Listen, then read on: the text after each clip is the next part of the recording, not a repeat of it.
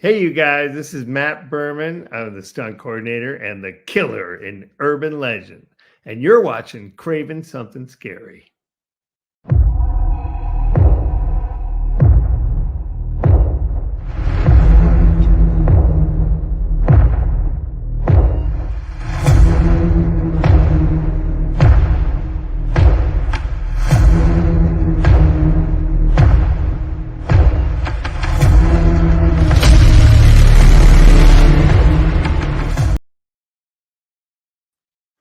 Well, good afternoon, ladies and gentlemen, visitors, subscribers, and patrons and channel members.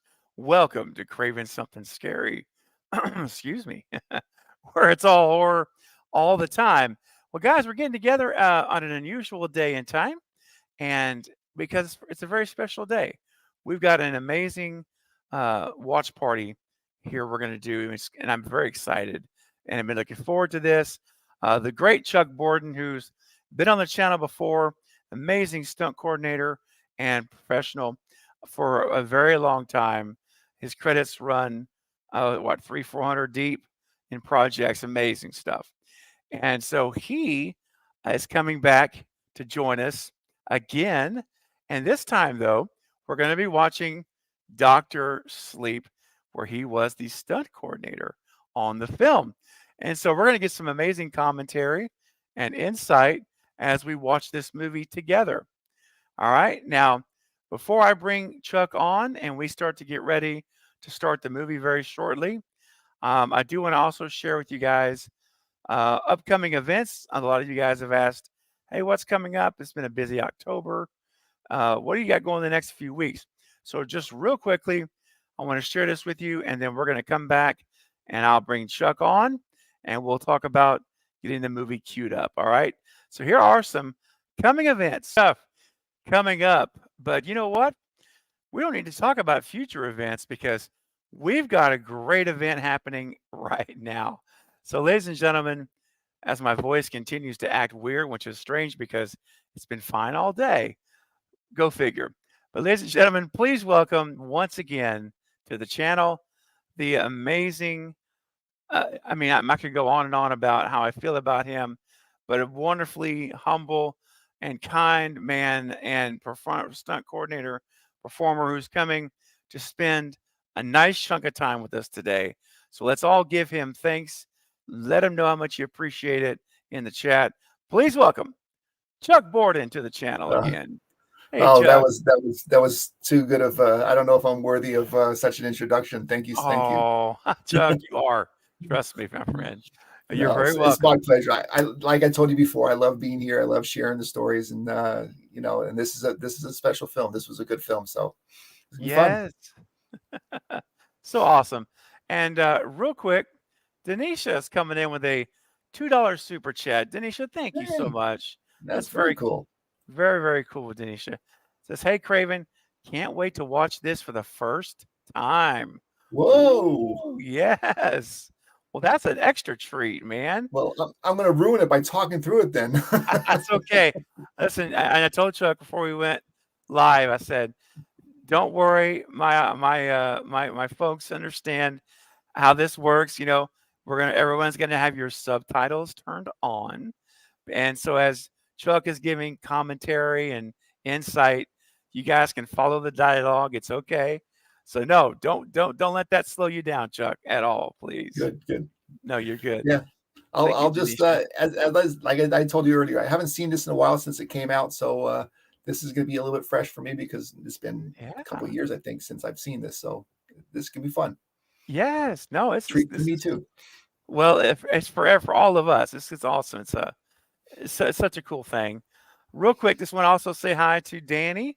What's up, Danny Jordy? Welcome to the channel. Glad you are here. Uh, and make yourself at home. Katie's here also from Popping the Popcorn, and Lady Luna's here to watch the movie. So excited for this. Yes, me too. And Kyle is here as well. What's Yep. going on, Kyle? I was Good to with see Kyle you. last night. That's right. Yes. Very cool. All right. And so, um, as you guys continue to come in as we get going, hey, Quentin, I see you there. Quentin's Mhm. here. JJ's here. Coming at us early today. That's right. This is, Yeah. yeah, a little different time, but Early for you guys. It's early 9 for us. 9 p.m. for me here. Man, it's at 9 p.m. for Chuck. So this is going to be a late night for him. Yeah, it'll be a little bit late, but that's all right. Oh, now Danny asked, are we watching theatrical or director's cut? Let me see. I think it's theatrical. I believe Yeah. mine is theatrical as well. Yep. Yeah, I don't see anything special about it. So Same. Nope. Theatrical cut. Good question. 3-hour movie, right? Yeah, mine is 2 hours and 31 minutes. Oh, well, I wonder maybe if I got the director's cut, because it doesn't say that, but it says 3 hours. Oh, then that is a different version. Yeah. Which is all right. Which is all right. If it gets messed up, then I'll just fast forward and catch up to you. Oh my goodness. Yeah, I don't know why. And I'm watching. Yeah, same here, Luna. I'm watching it on HBO Max, and it's theatrical cut. Yep, that's right. Okay. Yeah, and I don't have the HBO, so I'm okay. using Chuck, Pet Day, so. Let me think. Yeah, it's a director's cut. Is the 3-hour version? Oh, well, shoot. Okay, we need to either we need to find a director's cut so we can watch what you're watching. Or, no, don't change anything around. Let me see if I can. You said this is also playing without the sound on YouTube, correct? hang on one second. Let me list real quick. Hang on. Yeah, I wasn't aware there was a director's cut. I didn't even think about that. And surprisingly, because I've only seen the theatrical cut, I've never seen the director's cut. So I don't know what to expect. And when I started playing it, though, it looked like it was the regular cut. I didn't hear anything on it or nothing special. So maybe it's just a false little thing or something like that. Well, and it could be scenes, right, intermittent in there or something. Yeah. Now, Chuck, here's what I'm showing. I'm showing it's on Hulu. It's on Amazon Prime. It is on YouTube. You can rent it on YouTube. And of course, I can reimburse you for your rental. Don't worry about it. That's not the biggest. Only a couple bucks, I think. Yeah, it's $3.99 if you want to rent it on YouTube. It's also on Vudu for $3.99 if you want to use Vudu to rent it. And I was going to say I was going to go on Amazon Prime because I had a free thing on there, but I think I've used up all my time on that. Oh shoot! I'm looking around here. It might be available to rent on Prime. Possibly.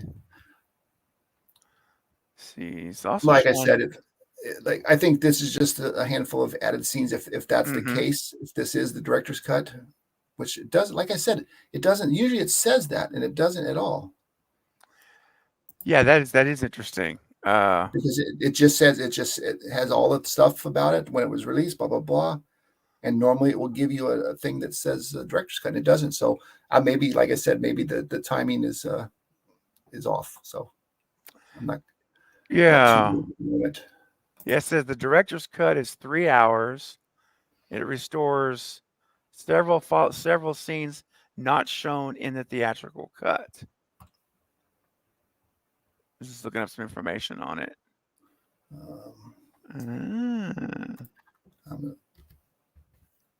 Okay. I'm actually looking if I can get on HBO Max. Okay. Yep. HBO Max. While we're doing this stuff. Sure. Yeah, no worries. It's all good. In fact, so everyone, while we're working this out here, make sure you have your version pulled up and ready to go. Have it theatrical cut is what we're going for here. Looks like we're so have it pulled up and all at 000, and so you'll be ready to go. Also, be sure you have your subtitles turned on, so that way, like I said earlier, you can follow the dialogue on the screen as Chuck is chatting and sharing with us. If you can still see what they're saying. If you can just do both and listen to Chuck and watch the dialogue. So be sure you do that, and then here in just a minute we'll I'll do a countdown for us in a little bit, and we'll all hit play together at the same time, and we'll be watching it like we're all in the theater together. Just on What's all this information? Oh yeah. Got to create accounts and oh yeah. Oh Fun. yes. No fun. No, it's good. It's all right. It's all good. Yes, indeed. So yeah, guys, just a reminder, on Tuesday, I know you guys saw it, but on Tuesday, the 24th, which is this coming Tuesday, Matthew Coordintor will be joining me, who played Ghostface in Scream 6 along with Max Leferrier. They were two of them played Ghostface, different scenes, obviously. So Matthew will be here to share his scenes with us, and he had the what I call the honor, and this is why I put this shot of him. He is the one in the costume that killed Samara Weaving in the opening kill of Scream 6. So there he is right there. And so that's coming up in a couple of days. Be sure you guys come back for that, 8 p.m. on the 24th. And he'll also be at the Chiller Con. So, and I'm in, and I've got it ready almost ready to start here. There we go. Oh, good. All right. It's queued up and ready to go. Good. Love it. Okay. All right. Yeah. So guys, here's what we'll do then. What's that, Chuck? Oh, it's the ads. That's why. Of course, I got ads. Did it start with ads running? Yeah, so I'm going to fast forward through those things real quick. Yeah, that's a good point. Apologies, guys. No, your Chuck is totally fine. I promise. Yeah, that's a good point though. So if you're watching at home, go ahead and hit play just to make sure the ads don't pop up. The ads, because I just out of the blue, I was like, I turn it on. It's like, hey, what's this? This is the movie, and I was like, oh shit, ads. Yes. All right, yes. 2, 1, and ads are done. All right, very there good. There we go. I'm queued up, ready to go now. Apologies, everybody. Oh, you're good. No worries. And you're at the 2 hours and 31 minutes, right? 2:31, correct. That's the one. Okay. And now I'm going to have to watch afterwards. I'm going to have to watch the version I got the director's cut because I've never seen that. So yeah, seriously, I'll be watching that tomorrow probably. Yeah, I haven't seen it either. So yeah, man, I may do the same thing. Seriously.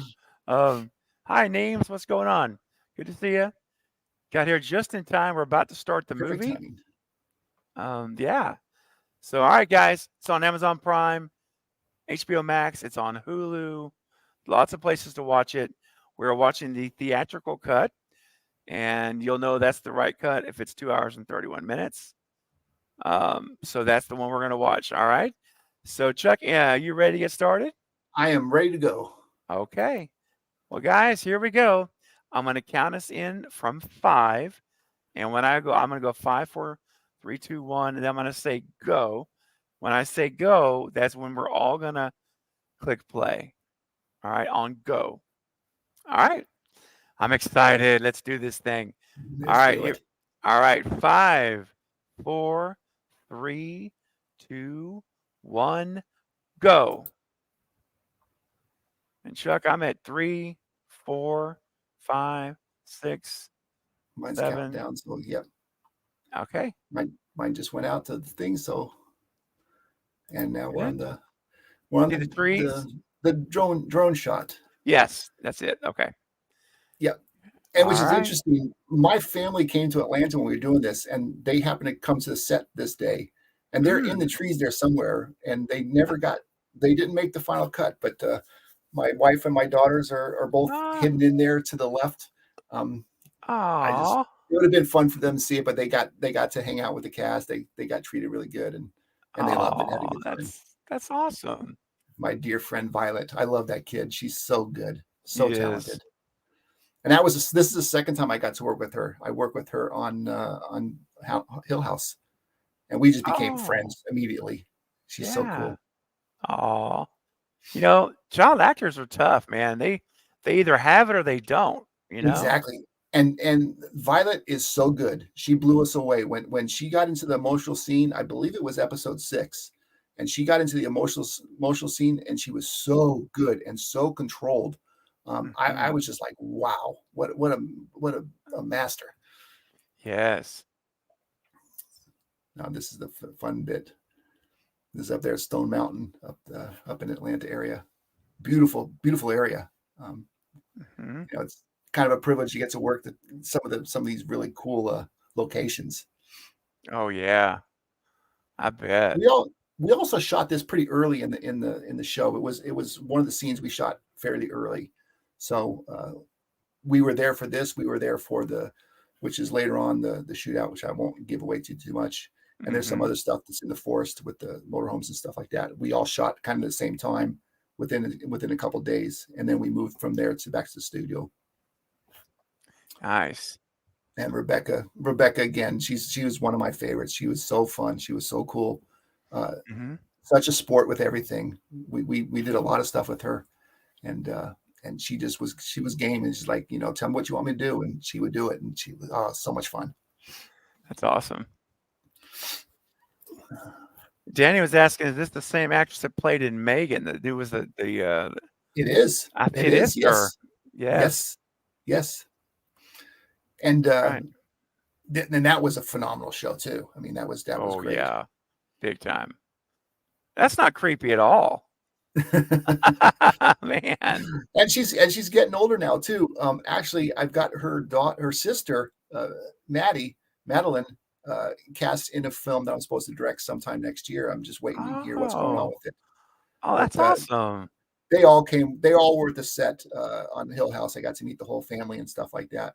And her dad and her mom is wonderful, Jackie. You know, we had such a good time. And I would take the kids up the big staircase. Aww. Abduction. And she's gone. Man, that is creepy. Oh no. Dude. It just takes me right back to The Shining. Yeah, and you know what? There was talk of us going up to the original one, the Outlook. Yeah. Oh wow. And it's changed so much over the years. We couldn't even photograph it because it didn't even look the same. Oh, but This you was a guys fun tried though. That's why I love that. You guys took a shot we at looked it. into it. Apparently, when Mike was writing the script, he went up there and wrote a lot of the stuff there because he just wanted to get the feel for it. So, which he does quite a bit. He gets into the bit and you know, gets into it a lot. Yeah. Hey guys, I want to mention real quick, if you have a question or a comment for Chuck about Dr. Sleep or any of the scenes as we get into the movie here, please send your questions in. If you do have a burning question, you can send 237. You can send a super chat, and that will move ahead of the line. And I'll make sure Chuck gets that question addressed for you. Yeah. So you have that avenue to do. It also supports the channel, which I greatly appreciate. So it's a win-win for everybody.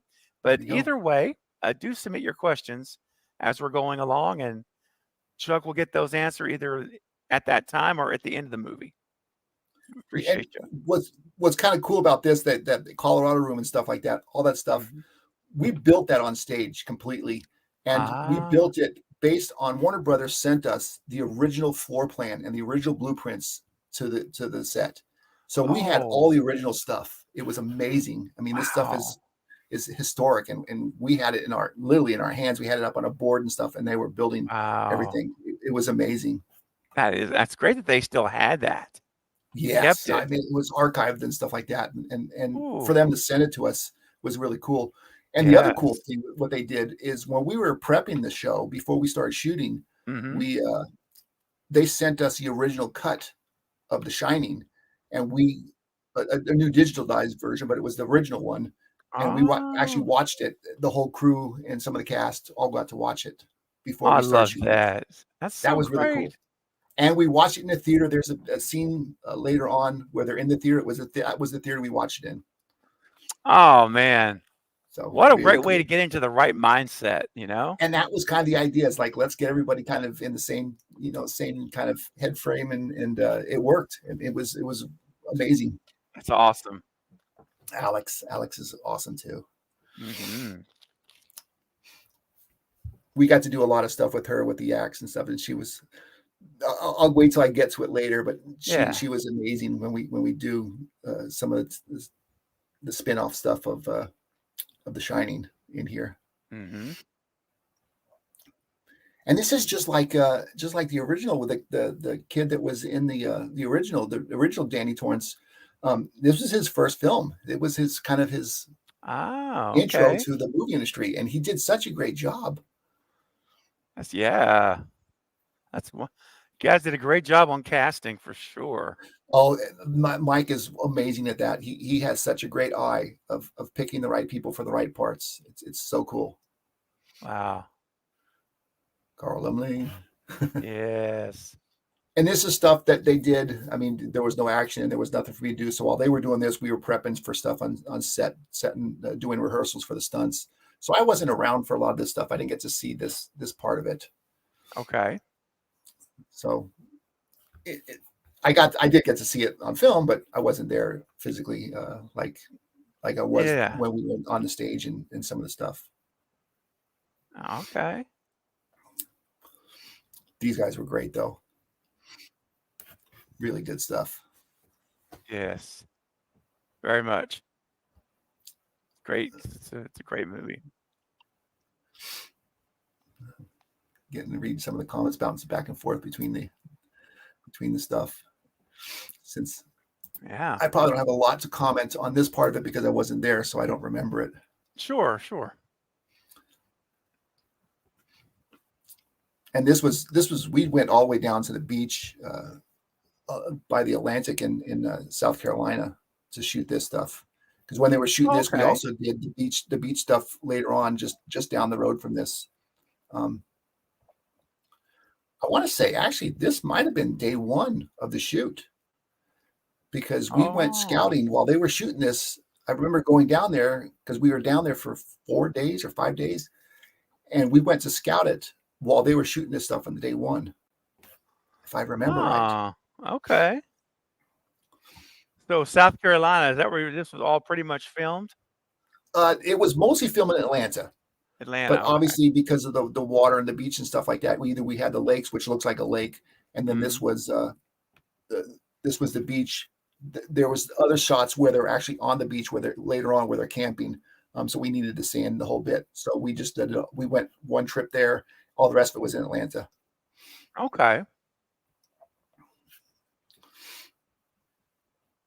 This is wow.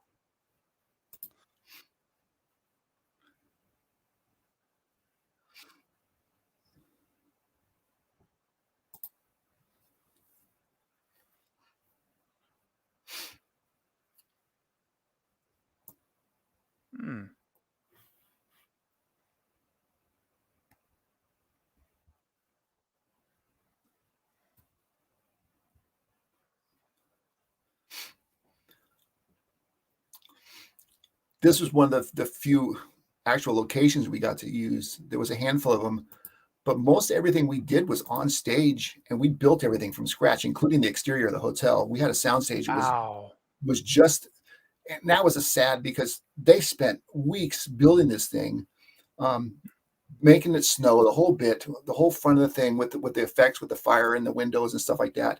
Yeah. And the day after we did, they came literally with bulldozers and had to take it down because we only had the stage for a certain amount of time. And so when we finished filming, they had 2 days to get it out. They literally just bulldozed everything and put it out in bins. It was sad because I would have loved to have a souvenir or something like that. And Warner Brothers didn't want us to take anything. It was and I understand it. It was quiet. They don't want anything to be released, and they don't want stuff to go out on eBay and stuff like that. So I get it. Right. Sure. But still, I know. I always think about that with the prop department, the builders, the carpenters, all that work to build this stuff, and then it's just destroyed. I felt so bad. And even the Colorado room, when we finished with that, of course, that we had a little bit more time because we had other sets built on that stage. So we had some more time before that had to be demolished. But we literally had a party in there the day we finished that.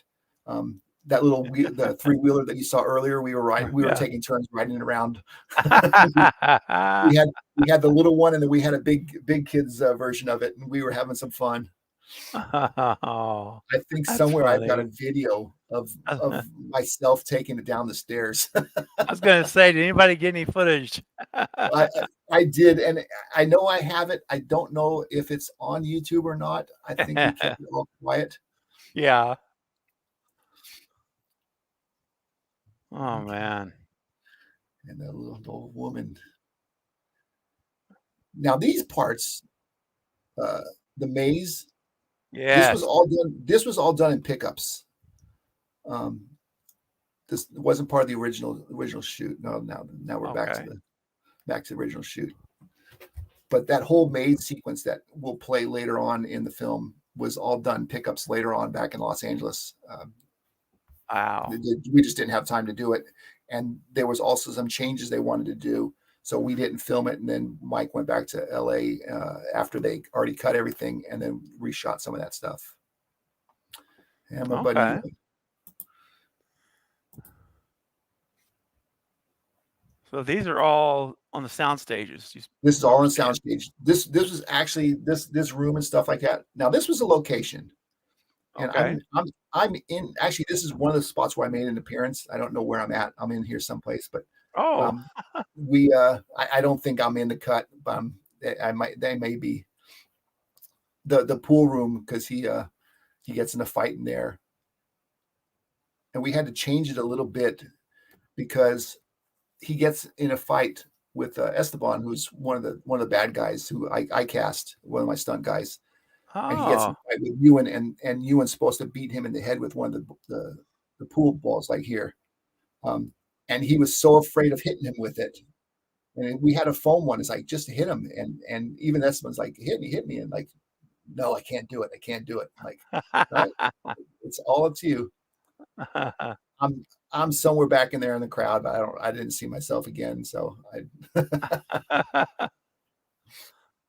Man, he's in a rough spot in his life, let me tell you. Yeah. Wow. And if I remember right, he had just coming off of the Star Wars stuff. So he was pretty burned out. He was yeah. He was wanting a break, and he came right into this and didn't miss a beat. He was ready to go every day he came in. He was ready to go. That's Never awesome. a problem. How long was this shoot for? Do you remember how many weeks what you guys It was had? either 6 or 8 weeks. I don't remember exactly, but somewhere in that range. It wasn't overly long. It was longer than some of the short ones, but we had enough time to do it the way we needed to do it. Was properly shot. That was for sure. That's good. Yes. Because normally they'll give you 20, maybe 30 days. And I think we had well over 40. So what 6 weeks is 6 weeks would be 30. Yeah, I think we were over 40 if I remember right.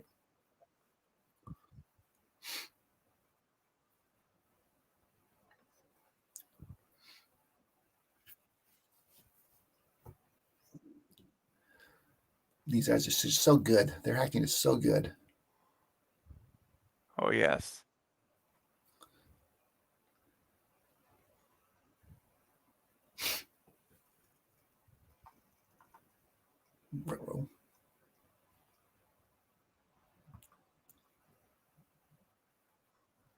And why did I get the ad version? Of course, now I'm gonna have to speed up. Oh no, I can. No, don't keep going. We can pause it. We can pause it. It's keep going, because as soon as it's done, I'm gonna kick forward 20 seconds and catch right up. Yeah, I can give you a timestamp. Just let me know. Yeah. It just sucks because now I wonder what's going on that you guys are seeing, and I know. I think we'll maybe not be able to comment on it. Normally, what we do, honestly, Chuck, it's okay. We'll pause when you get an ad. It's okay. We've done it before. I don't know how many. Like I said, I just logged in real quick, so I don't know what version I got. Obviously, I got an ad version. Okay, that's all right. We can definitely. You still have ads running right now. I'm sorry. You have ads running now. No, it's back on. So Okay. what's the time? We're, What's the time? it's at I'm 16:07. okay, I'm counting 8. down. So we're in the movie theater. Yeah, we're in the movie theater. Aren't you tired? Subtitle, sleep. She whispered sleep. It's you only see the countdown from 2 hours, right? Is that what you see? Correct. I'm at 2 hours 16 exactly right now. Okay, it's 2 hours 15 and 24, 23, 22. I'm right there. Okay. Yeah, Yep, still in there. 2:15, 18. There's Rebecca and yeah. All right.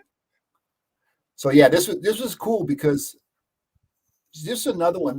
This girl, it's the first time I got to work with her, and she was so good. I mean, we'd go through stuff and try to give her like some tips and stuff, and she just was a sponge. She's like whatever we needed Nice. was really really good. Man, And she was like young. She was like I want to say 16 when we did this. really? Yeah, I mean Wow. she was really maybe she was 18 playing younger, but she wasn't that old. I mean, she was Yeah. supposed to be a kid to make the sequence work. But I was surprised Wow. because when I met her, I thought she was much older because she just portrays herself as older and stuff like that and dressed very Yeah. distinguished and stuff like that. And then I found out later, it's like, no, she's really a kid. I'm like, really? God, Wow. she's so mature. Yeah. No doubt. Yeah, like I said, this is the theater we got to watch the Shining at. It was a lot of fun. Oh. And actually we had a premiere there for just the crew later on. It was open to the public, and we all went to the same theater. It was in Atlanta. Oh. That's cool, man. Yeah, so we got to see it several times. And we got to see the Love movie there. it. It was really fun. I bet that was cool to be able to watch it with a live audience too. It was. I mean, it wasn't a full house because we had bought out a bunch of the seats, but there was people Mhm. there, and they even made announcements like, the cast and crew from the movie are here, and they gave us a standing Wow. ovation. So it was really kind of cool. Oh, It was really fun. well, rightfully so.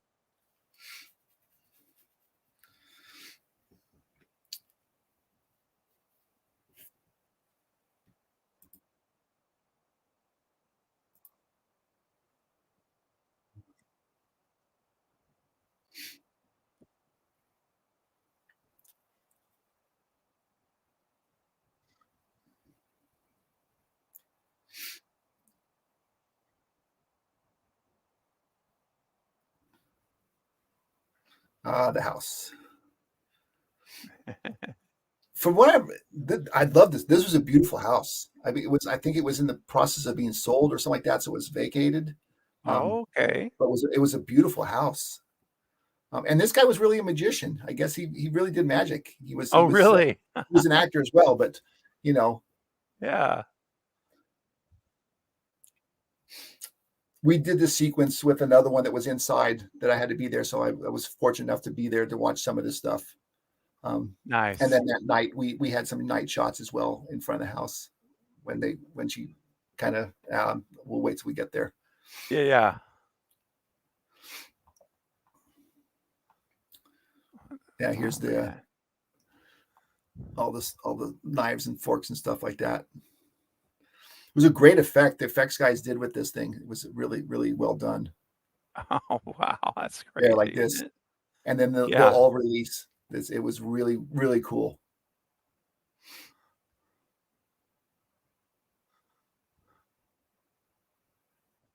They had to place all those things individually, one at a time. Oh, really? Oh, Yeah. man. Yeah. So while they're shooting outside, the effects guys were inside. There we go. Placing all these things so they can drop them and then go, okay, reset it. We're going again. Oh, gosh.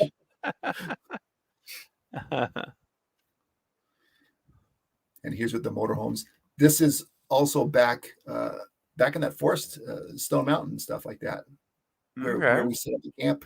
This is all done. Yeah. Well, this wasn't. This was staged, but the exterior stuff was all done actually at Stone Mountain. It was really fun.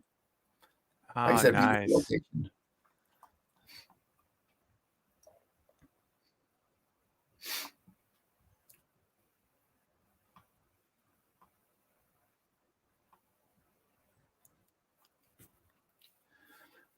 these two really had a great chemistry between the two of them. They I played think off each so. other really well. Yeah. I think anybody that worked with Rebecca, she made you so comfortable and so at ease Mhm. that it was just easy to work with her because on top of being good herself, she brought out the best in you. I can see it with the Oh, other actors and stuff like that. yeah, that's a gift. Yeah, no, she's I have nothing but praise for her. She was so much fun. Mhm. We were supposed to go after we had a little bit of a break, and of course all the stunt guys and everything. We were going to go-kart racing up to the north of Atlanta, and she wanted to go so bad, and she knew it's like, oh, if I go, I'm going to get in so much trouble because if something happens, the production's going to hate me. And I was like, yeah, I don't want them yelling at me for getting you hurt. We really wanted to go. Yeah, Emily is just now 21 years old. So when this Yeah, was filmed, that's about right. she'd have been 19, 18, 18 maybe, yeah. 18. I Yeah. think she had to be 18 in order to get around not work in the certain area, certain hours and stuff like that, the restricted Yep. kids hours. Mhm. But I mean, when they Yeah. did her up, I mean, you look at her, she Oh, looks like yeah. a young girl. I mean, She does. Yeah. what was funny Yeah. is you look at her, it's like, oh my God, she's a kid and stuff like. And you start talking to her, it's like she's not a kid. She's very mature, but fun. She was a lot of fun. So wild seeing you and not in a Jedi. You had a lightsaber. Yeah, exactly. This was all done just outside of Atlanta, about 45 minutes outside Atlanta in the little town. It was a beautiful little town, and we made it all up. There's a square there, this square that we're in right now. Okay. It's just like a little park. Of course, we built the tiny town there, and all the business were open, so we would let some of the people go through it once in a while, to fill in. We didn't really we Yeah. closed down the streets just for the cars and stuff like that, but the people were allowed to kind of go. We just tell them like, hey, just don't Oh, stop and gawk to the camera wave, and then they were great. nice. I bet they had a good time. The Yeah, local yeah. extras. That's pretty cool. And it was fun because most of these business, because we were there all the time, there was an ice cream shop over here that I think everybody was at multiple times every day. It was the hangout. It was a hangout because it was so hot. It was such a relief to go over there. And so we got to know all the shop owners and stuff pretty well. That's cool.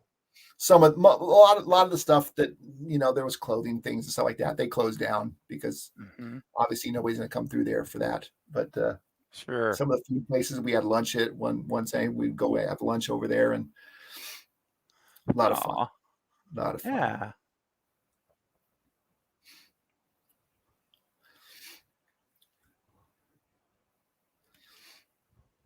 And this was a working train actually too. We had only a temporary track, but the train was a working train. Oh, It's a kid's train, but it was all made to work. that's neat. That was built by the you guys, your crew, right? The team. The whole interior stuff, Tiny Town, was all built by us. The train tracks were placed by us. Okay. But the everything outside the square here was already there. But in the interior square is normally like a little park, and we turned it into Tiny Town. Okay. This is back on stage. That's true, Luna. Yep. I imagine there's great memories for all those folks in that town. That's awesome. Yeah. Originally, this set was supposed to be built on gimbals because there's some stuff later on we'll get to. He's supposed to go through, but it just was so hard to make this. So we'd make the set move that we just moved the actors instead. When we get to this later on, I'll kind of go through it, but there was a whole sequence where he's supposed to slide into the wall, and instead of tilting the room so he slides in, we put him on a wire and slid him in. and he did it Okay. great. That should be coming in just a bit. They kind of give stuff away. I shouldn't do that. That's okay. It's funny because I just see the set and I just, like I said, I haven't seen it in a while. All of a sudden, it brings back the memories. That's all right. I love that. Did Ewan do a lot of his own stunts in this one? He pretty much did everything. The only thing he didn't do, there's a big stair sequence later on. I believe there's some. No, he didn't do any driving. That wasn't him. But he did. He's handy. I really didn't have to do him very much. Rebecca the same way. I only Rebecca doubled Rebecca a couple times. There's a sequence in the supermarket, of course, on top of the RV. But then she was, when we did the big stair bit at the end, that was her. Yeah. She was right there. Love it. That's great. Some great people there. Carl and I said a bunch of these people I'd work with on other things. Grandpa was in Gerald's game. He was the boogeyman. Yeah. Right there. Yeah. And then let's see who else. Well, Robert is there. There's James in the middle there. There's Mike's brother, Robert there. Really? And met the guy on the far right. Was the set medic on Haunting a Hill House. And they gave him a part in this. Ah. That was always cool about Mike. I mean, like I said, he brings back a lot of the same people. And you just love work with him because he's very loyal. He was always really loyal. That's awesome. Does Mike ever do any cameos himself? He did. I had him actually replace me on Hill House, Haunted Hill House. There was a sequence where they come to the house and have to pick somebody up with a taxi, and I was going to do it. And the way it was shot, I was already seen as something else. So the last second, Mike just stepped in and did the taxi bit, and I stood behind camera to help him.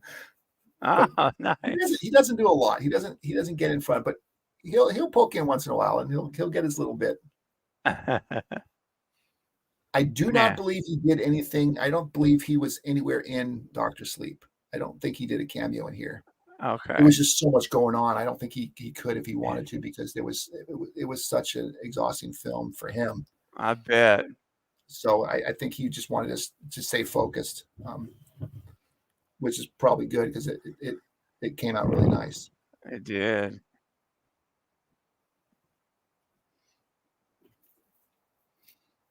Man.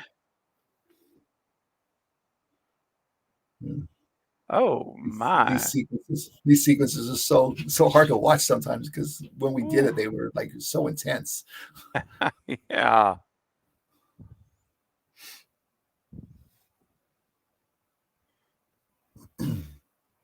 Hi, Fabiano is joining us from southern Brazil. Well, welcome. Wow. It's awesome. Thank you. Glad you're here.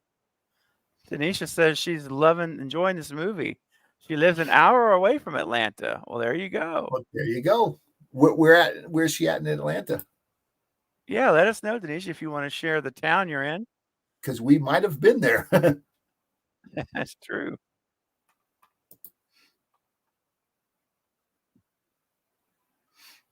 Man.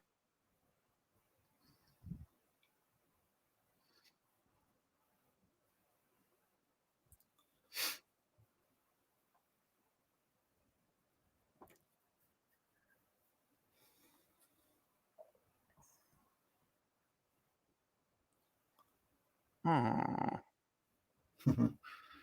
Dude. Scary. Oh. Mommy. Oh. Man. Yeah, we actually had him fall out of the bed, and he's, like I said, he does all this stuff. I say, you need a pad. He's like, no, I'm okay. You just do it. Like, wow. That's awesome. Oh, Denise is in Athens, Chuck. Athens, Georgia. Okay, to the north. We didn't shoot in Athens, but actually we shot past there. What was it was all the way up to the north by Woodstock and stuff like that. I'm trying to think. Yeah, I don't remember the name of the town, but that was all the exterior stuff with the little boy that gets tortured. That's just it's such a such a freaky scene. Oh gosh. Back in Atlanta here. This is actually wasn't. This is one of the few that wasn't on a soundstage. This was a building that we apartments and stuff that we had used on the outside. Then we built this on the inside, or not built. It was already there, but we set it up, the set dressers, and put it all in. Okay. Bruce from Gerald's Game as well. Yeah.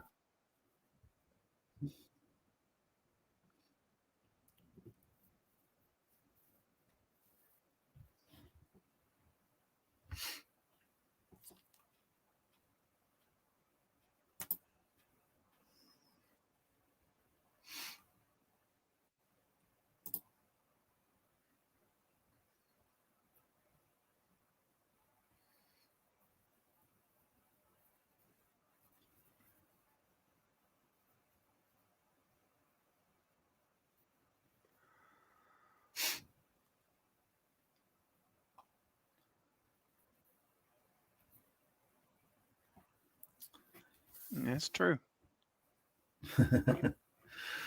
Very true.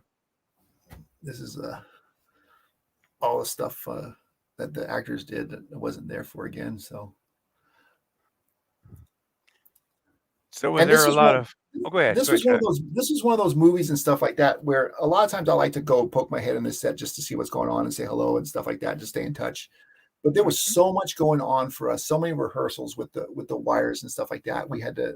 There's a van crash that we spent weeks setting up.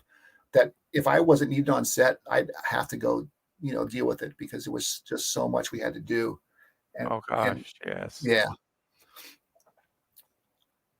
And then a lot of times too, there were the True Knot, the characters from the True Knot. We had training sessions with them to work with them on the gunfight later on, and there's some stuff.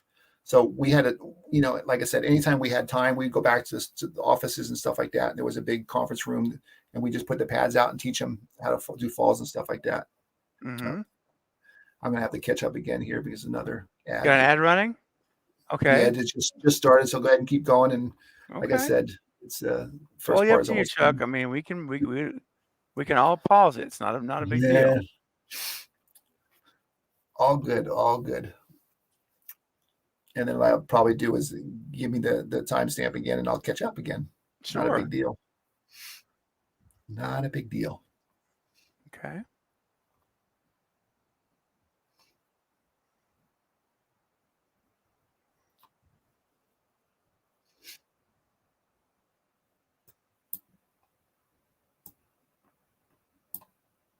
Okay, I'm back. Okay. We're at 157.20. There we go. Right with you. Perfect. You and Bruce again. Yes. Bruce was fun. I didn't get to do much with Bruce on this show because he didn't have any action. But obviously in Gerald's Game, we had a bunch of stuff to do with him. And I didn't get a double for him. I mean, he did his stuff where he has the heart attack. He falls out of the bed. He's on the ground. I did double him one scene, and it was a second unit scene in Gerald's Game where the dog runs out in front of the car, and I just drove the car, and you don't even see the driver. It's just about the car. The dog runs out there, and the car stops really close. Mm-hmm. But this one was one of those ones. It was nice. I knew Bruce already, but I didn't get to do anything with him because there just wasn't any stunts for him. Yeah. And here's the beach. This is South Carolina. Nice. Now, did you guys were you guys able to block off the beach so no one else was there? Yes. Yeah. This we had the beach closed off. We had a certain area, and it actually took a lot of work to get these RVs out on the sand because they're not meant to drive in this kind of climate and stuff like that. Right. And so they spent a good portion of time laying boards out to get it in the just right spot. And, I think we had a tow truck on standby just in case. We didn't need it, Sure. But the big RVs and stuff like that, they're just not meant to it, and the sand gets really soft and harder to drive in it. So It makes that, sense. and Yeah. of course the crew with the grips and stuff, you get the dolly and stuff out there, they had to just about carry it because you can't roll those things through the sand. Oh gosh. Yeah, I didn't think about that. So Ooh. it was horrible for them. Meanwhile, myself and Lex, my assistant on the show, we're out there swimming around in the surf and having a good time. All right, Chuck, I gotta ask about the cat, man. Is The this a cat. professional cat hire? It was a professional cat. It was. It's awesome. Actually, this trainer we had used a couple times as well on some other different stuff, but he brought in this cat, and I mean, they just do this stuff. I never thought you can train a cat very well, and these animals were so good. Yeah. That's right. Luna the cat was a paid actor. That's right. It was paid The actor. cat's owner was a paid actor. I guess you are. Yeah. And the cat got more screen time than I did.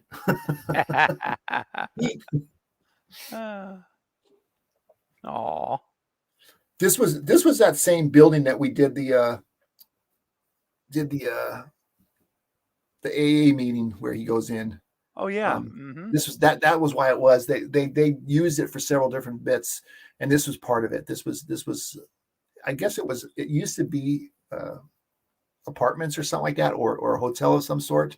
Okay. And I think closed down. And so we used many different areas of it for different scenes and stuff like that. And when you watch it, you never guess because it has such a different look. Yeah.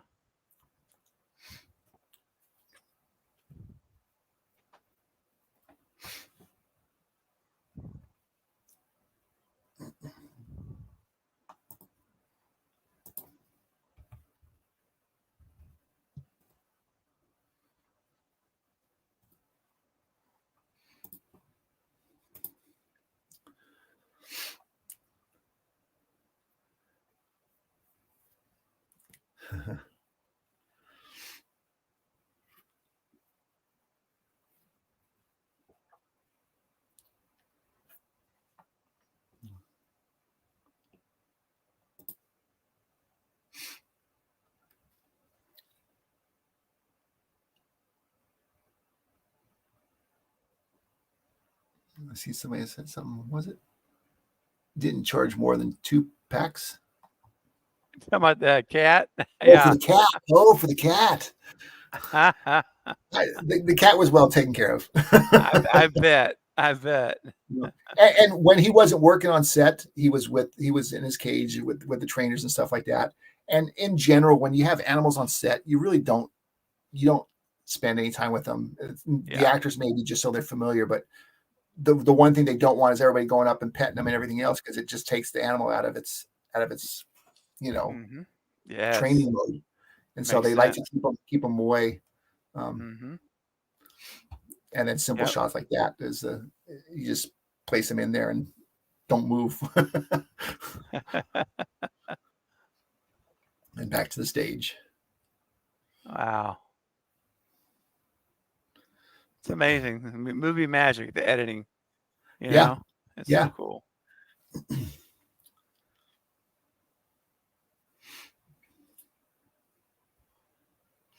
And the message. This chalkboard was really cool.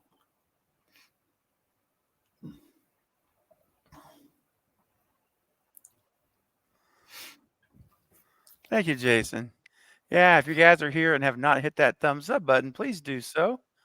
It helps the stream, and when it goes into replay mode as well, we appreciate it.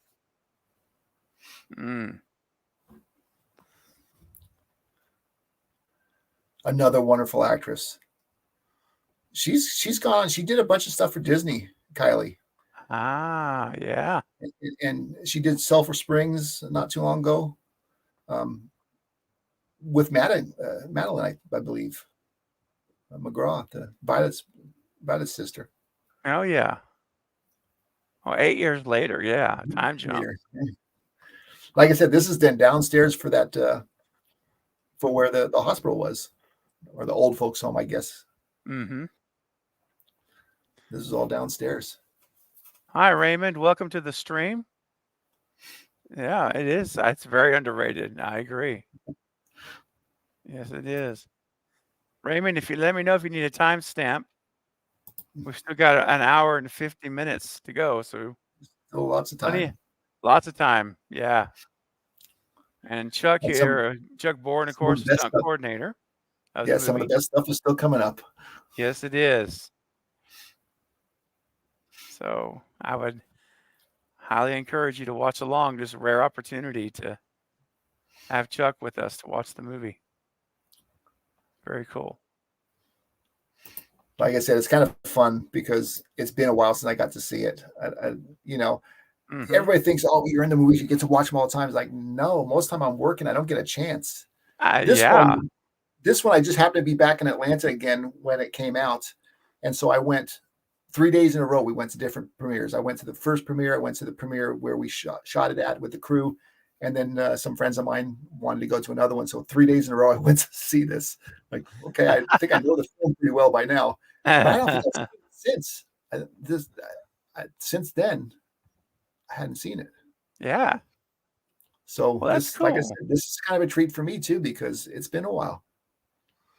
That's awesome. I love that.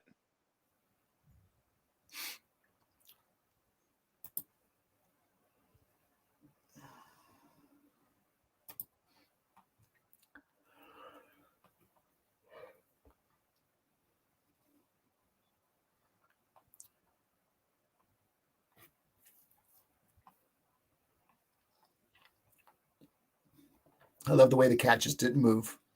It just laid there and behaved. Yeah. It's amazing. These animals are so good. It's awesome. I wonder how you train a cat. Like a dog, I kind of can understand a little more, but they do it with everything. When we did Hill House and we did the basement with the rats, those rats, they put the rats and they put them in a certain spot and the rats would stay there. Like, oh my God. It's so wild. It's a skill for sure. Yeah. 100%. An animal whisperer to get these things to do what you want them to do. I don't have the patience to especially the cat. They have a mind of their own. Yes, they do.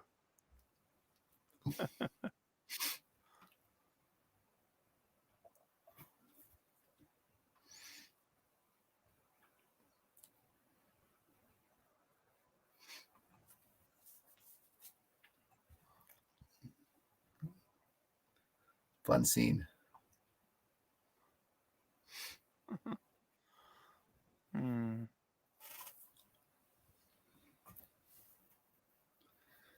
Back to his little apartment. Yes.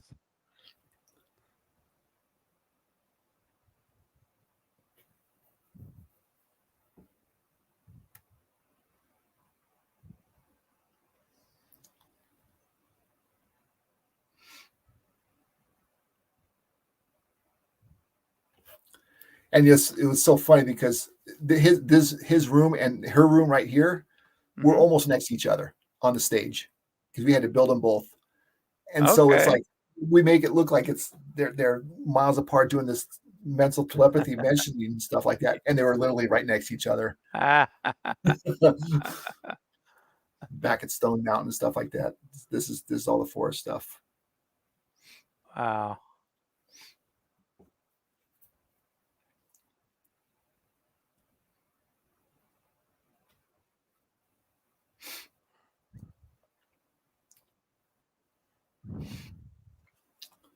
And back up on top.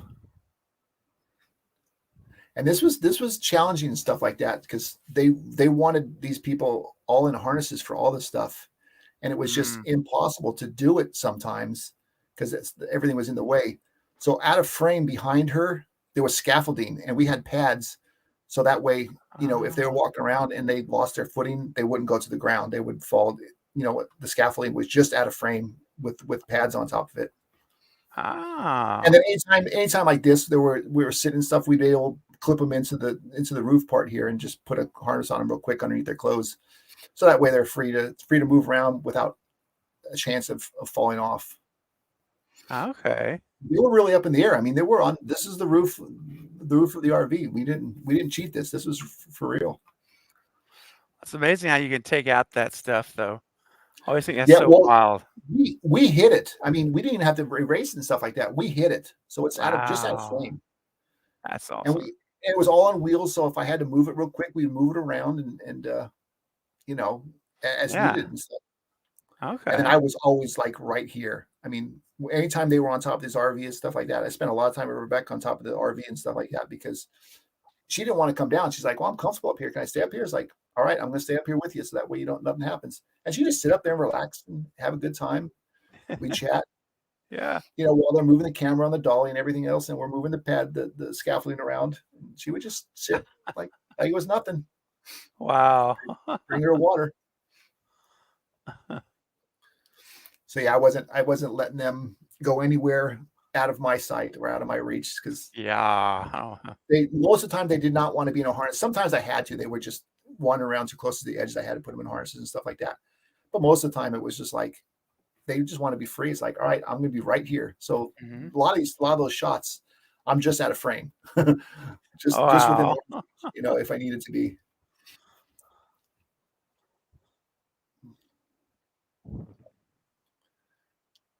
Man, her and her smoke. Yeah, Life and those bottles really worked. They were spring loaded and stuff like that. The props guys made those, and you twist the bottom, and the top would actually pop open like that. Oh wow! Open and close them. They were real functioning canisters. That's cool. I wonder whatever happened to any of those. Anybody I'm sure the guys still have them, or Warner Brothers maybe has them. Yeah. Now this is a very cool sequence of stuff like that because Jacob here is that guy right there. He was the original Danny. Really? In the crowd, when he's talking to the crowd, that's the original Danny Torres from when he was little. He's now grown up, and he played a part in this. Wow. Oh, that's cool, man. That's really neat. Yeah.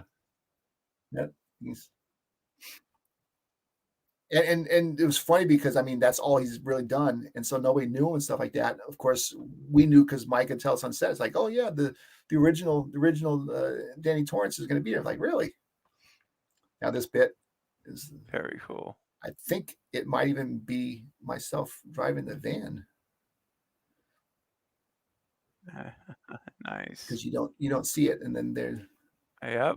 Now we switch. We switch everything out.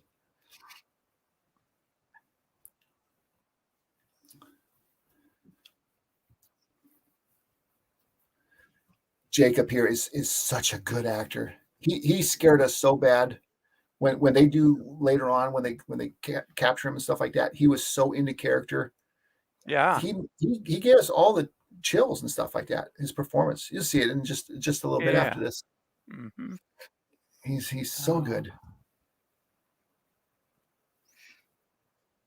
Man. There we go, driving off again. Mm-hmm. And another ad for me, of course. Oh no! I lost. They're short ads, not luckily. Like the first ad is like 10 seconds, the second one's like 20 or 30 seconds. So it makes it really easy for me to catch up. It's like 3 clicks and I'm caught up. Okay.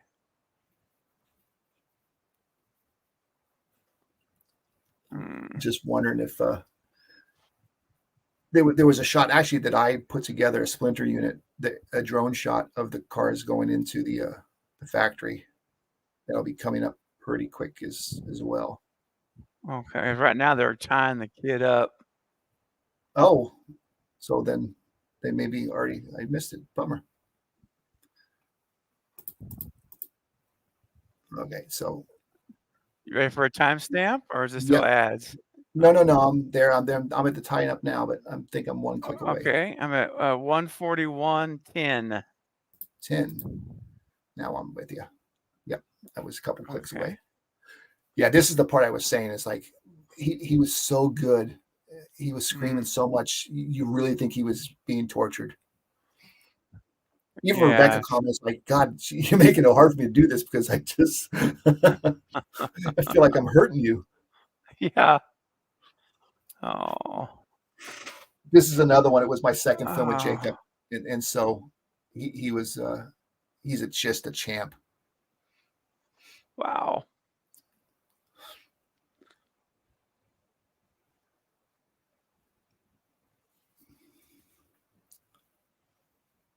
And this was so cool with Mike because he does a fair amount of CGI in his films, but only enhance it. The eyes, the smoke, everything else that he does is real.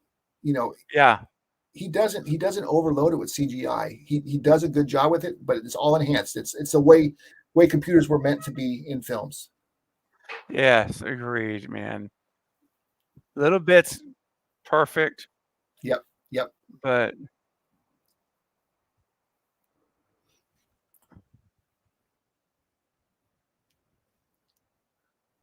Kylie's so good. They did a she's from Atlanta. She's from the area, and they did a big oh, talent search, I guess, and found her. is that Um, right? No. yeah, and she was wonderful.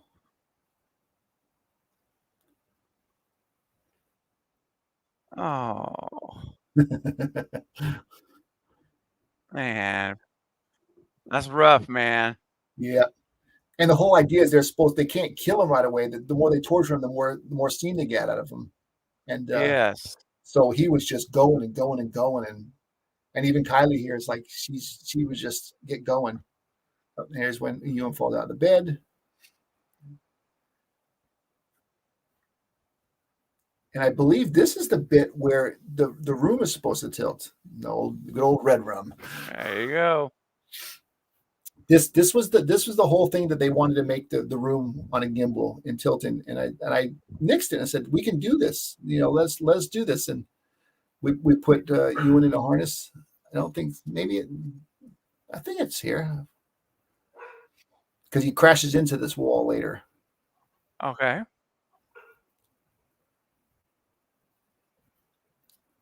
and I know it's after it's splintered like this, so I know it's got to be coming up. Mm-hmm.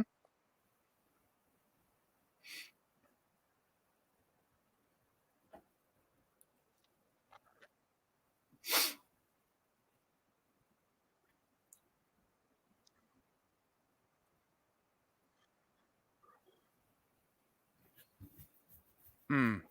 Yeah, Oh, man. Jacob still going strong.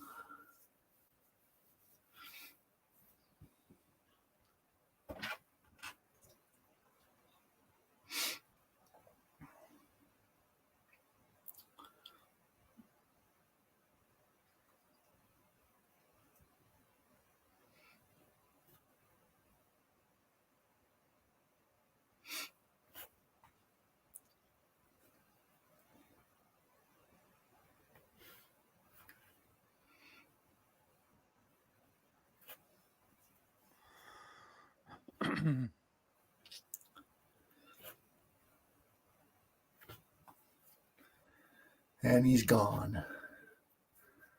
Wow.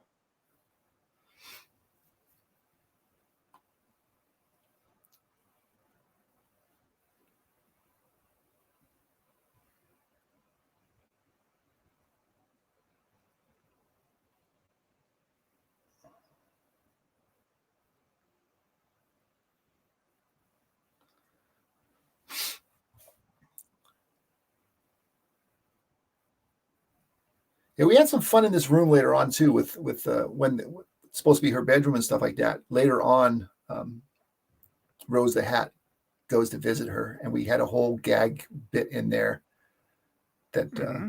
was a physical gag, and I wound up having to help with the effects guys with where she gets stuck in these file cabinets and stuff like that. This later on.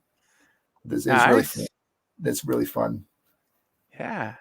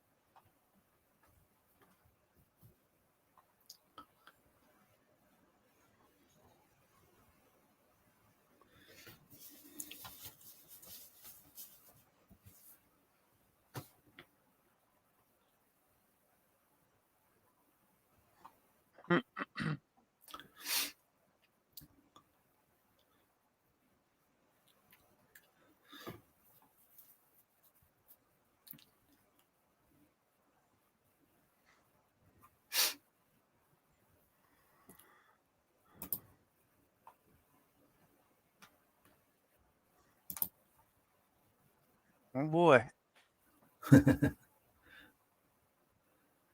And done with the location.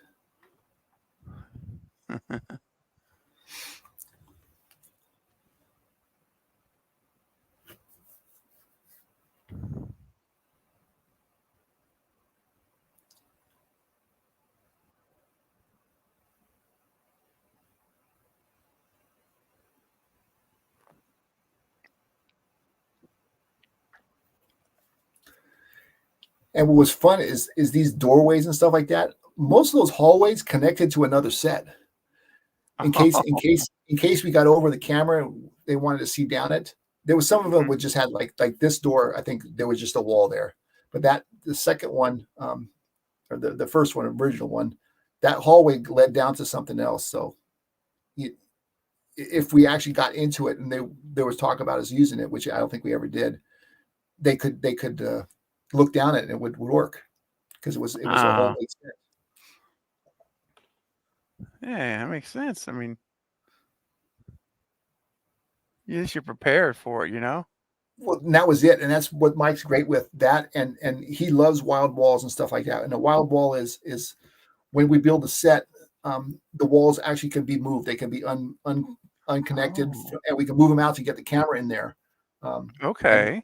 Mike is famous for that.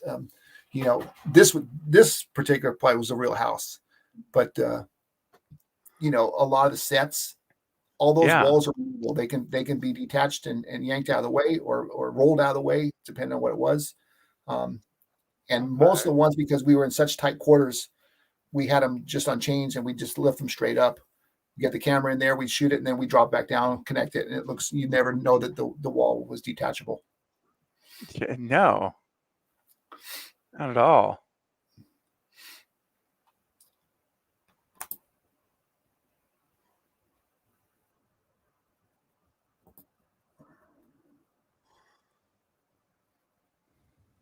Raymond says Rebecca Ferguson was an outstanding villain.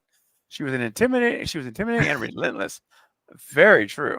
And she's so easygoing. I mean, it's just a compliment to her as an actress, because she's not like that at all. She's so cool. She's so genuine, such a nice person. For her to pull it off, I mean, like I said, it's just a kudos to her. Mm-hmm.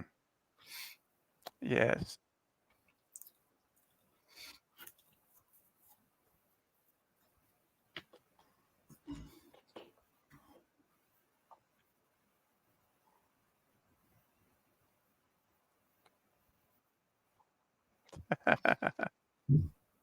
Harvard in 3 years.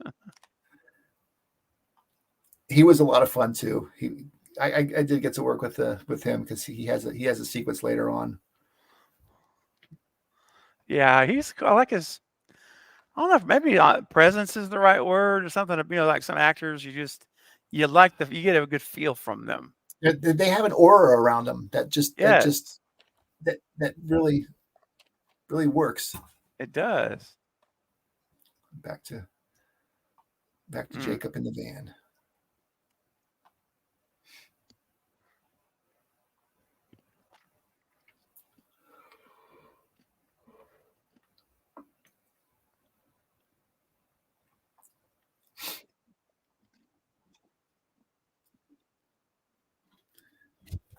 And this stuff with him in the van, we shot it really in the van, and we had a regular van, and then we had one that we can remove the front off of to get in better. But most of the stuff was done on the floor of the van, so it was real. Nice.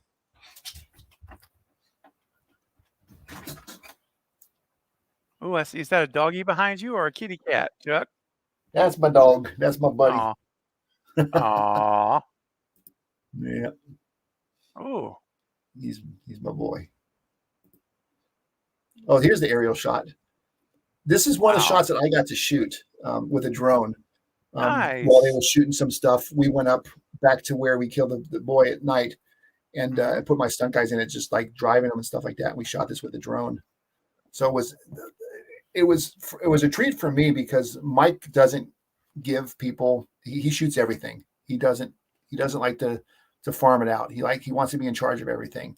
And so for him to say, go up there and run the unit was just a huge compliment to me, because Heck he doesn't yeah. trust many people, and he did. Wow. It's awesome, man. That had to make you feel pretty good. It really made me feel good, because, like I said, it's a rare treat that he just will let Mhm. somebody do that.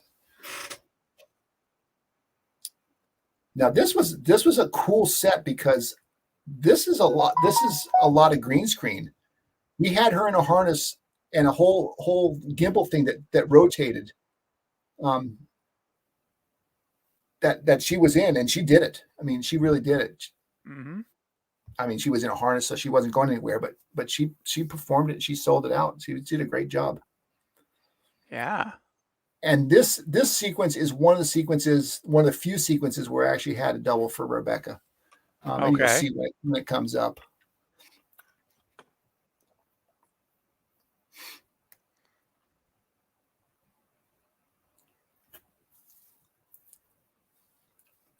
Here we go, the Frozen section.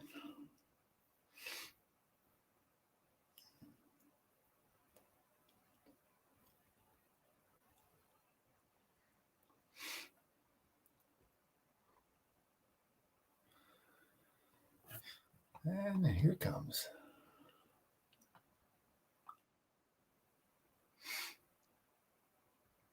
Oh man. And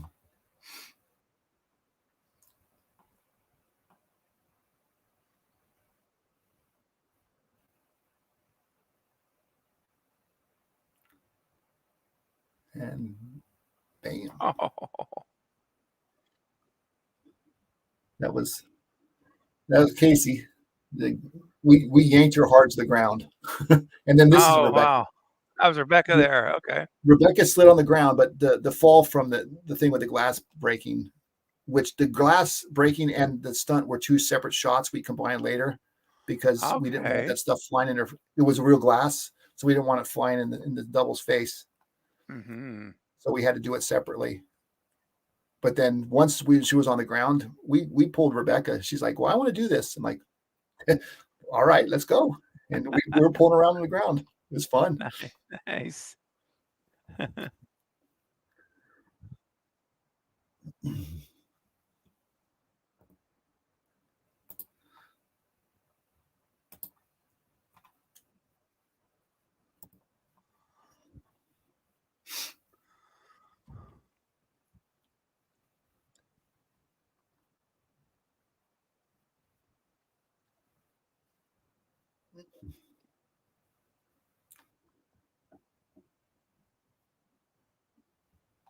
All right, in a couple seconds, I'm gonna need a timestamp again.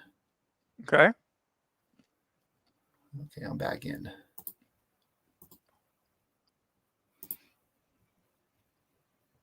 All right, where are we at on the time? Okay. 126:48. Oops, went too far. 126:44. Yep, that's where I'm at. Okay.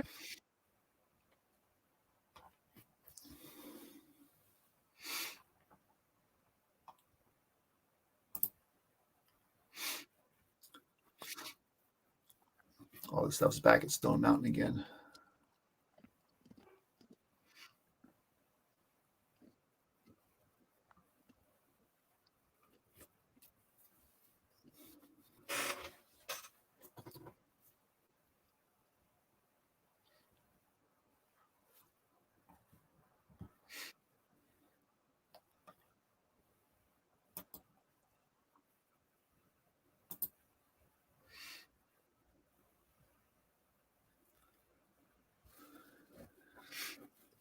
The school, real school, during real school hours. Some of this stuff though we did like off to the side, so we didn't disturb the school itself. But that's the actual front of the school. Now these were all extras and stuff like that, because it's such a Okay. tighter area. And I'm sure some of them were the actual students that went to school, but I don't know for sure. Okay.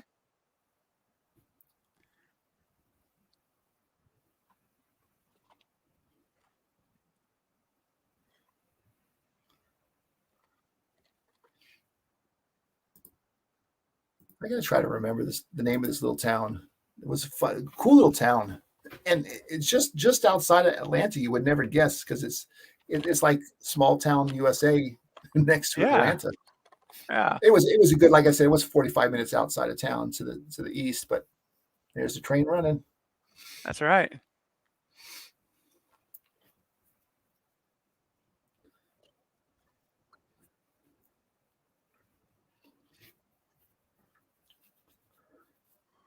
Everything in this square, with the exception of the big tree, we placed in there. The flowers, everything. It was just a grass area with some benches and stuff like that. We took the benches out to build Tiny Town. That's cool. The rest of it, they had to dress in.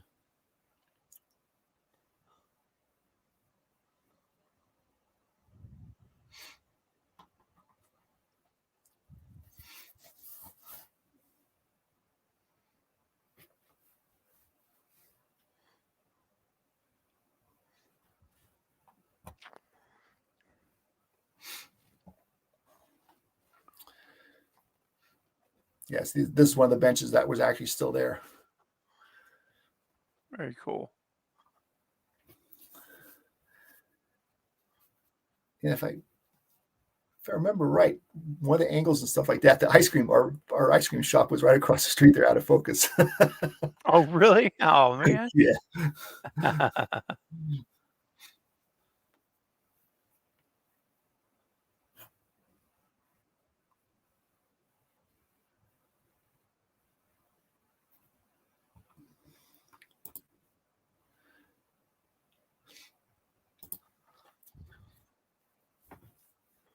Yeah, I follow Kylie on Instagram and stuff like that. Her mom posts a lot of stuff for them, but I haven't seen anything from her in a while. Well, with the strike, I guess she's not doing much except going to school. But even before that, the only thing I knew she did, which they were really pumping up, was the Sulphur Springs thing for Disney. Oh, yeah.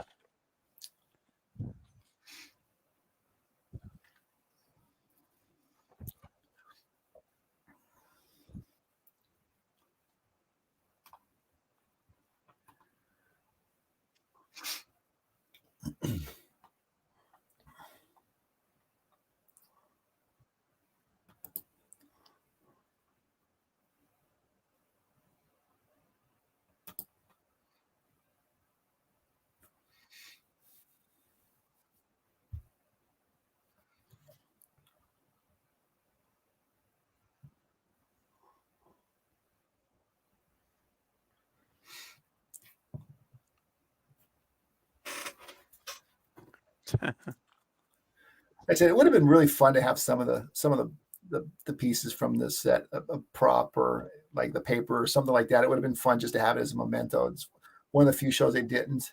And again, it was partially because of Warner Brothers wanting to keep everything kind of under wraps.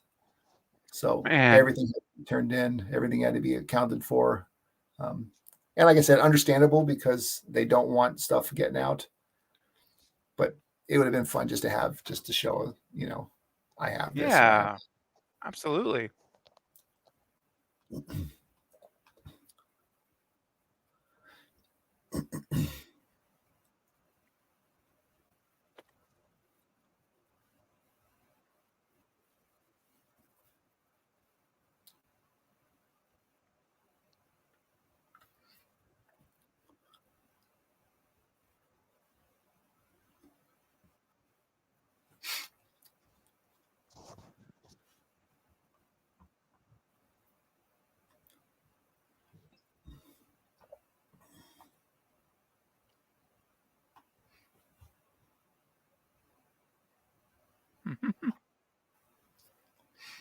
Mr. Kitty.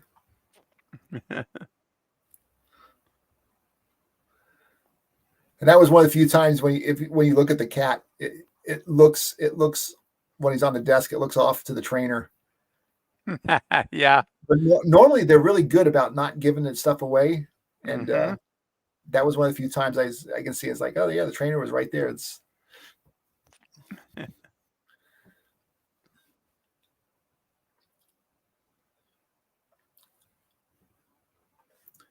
the trainers are also really good about being in a position where they want the cat or the dog or whatever the animal is to look. so it looks natural.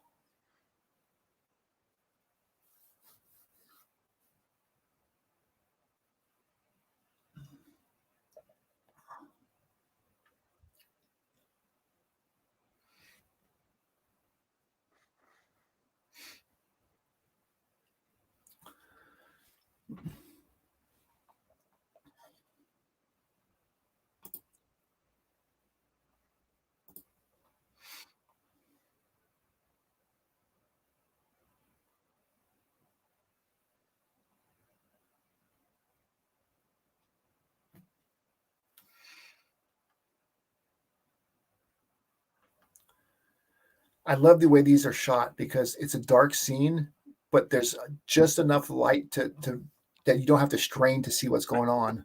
Yes. So many times I see horror films that are dark, but they're difficult to read, and these aren't. You do. That was a good You look point. at them, you look at them, Yes. and they're edgy. You can see what's going on. It still gives you that dark feeling, but you can see what's happening. Yeah, 100% agree with you. Because I mean, I don't mind sometimes where it's the dark scenes, but then you can't see any details, and you can barely make an outline of their face because it's just they try to make it so dark and so edgy. Right. But I think sometimes they lose they go too far, and it loses some of that effect. Totally does. And I can't tell you, anytime I see that, I always yell at the screen. I'm like, I can't see anything. I'm like squinting. I'm like, I can't see nothing. I'm like, what are you doing? Come on, turn a flashlight on, something. Something, yeah.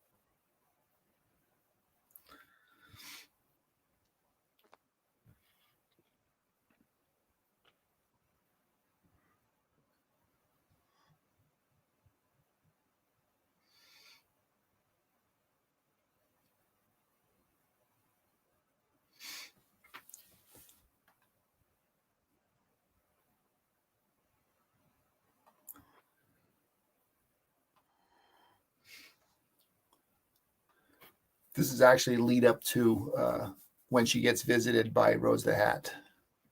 So this all leads up to where she's gonna be alone, and she has to kind of fend for herself. And Yeah, first Rose thing the I was thinking of was like, don't leave her at home. Don't leave her, And here's another one of those things that she's up on top of this. She's not in a harness here, but all on the backside of this thing is all scaffolding with platforms and stuff like that. So if she took a little bit of a trip or something like that, she wasn't going anywhere. That's awesome. And she just wanted, because we were going to run a cable down the length of this thing, and it would just almost like a tail, and you would just keep her, and she really didn't want it. And so I was like, all right, then let me make it safe for you at least. And we did. Yes. That's cool. Always, like I said earlier, I know we see it in movies all the time, but I just love the thought that there's all this stuff behind her, and it Yeah. can just somehow be magically erased, and you don't see anything. And I mean, I know it's probably very basic stuff nowadays, but I Yeah. still think it's the coolest thing. Yeah. And this is a sequence that is almost completely computer generated. That's her. That's actually Rebecca. We flew her on stage on a green screen, and we did all this stuff. But that was only one of the few that's heavy CGI. The rest of it's real. Yeah. And then after she gets kind of sent out of the house. That's a combination of CG and stunt, and the stunt itself was real, completely real. We had her on wires, dropped her straight to the ground. Wow.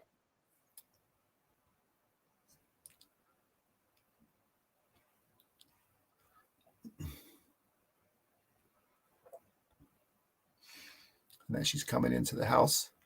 And this we couldn't do CG because we couldn't get the wires in there. So we had to kind of do it by hand with her when she arrives here, when she steps in.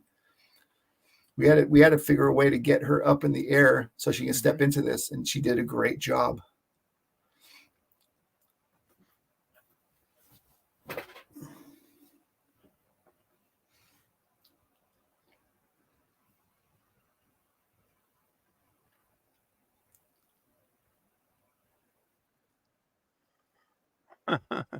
Some more.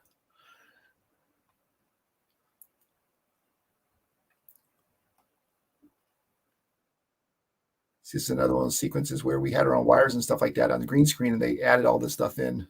Mm-hmm. And this is the part where I was talking about earlier in the room. All those boxes behind her are supposed to be memories and stuff like that.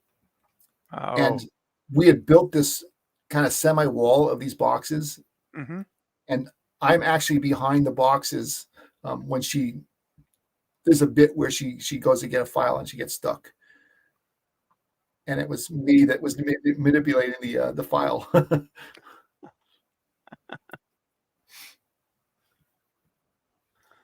It's cool. Again, go ahead. I was gonna say again, the reason I was doing the thing as opposed to somebody else, the effects guys and stuff like that, because Rebecca got to know me and got to trust me and stuff like that. So when we were talking about doing it, she's like, "Oh, are you going to operate this?" I said, "I can," and it's like, "I prefer that." Like, then it's done. Yeah. Because in here she goes through the files and stuff like that, and then it slams on her and she gets trapped. Oh. Yeah. Bam, like that. See, that was her hand. That was really her hand.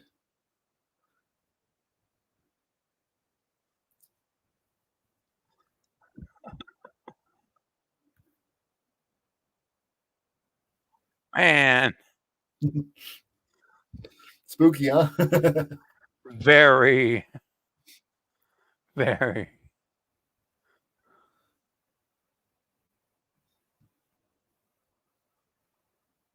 Oh.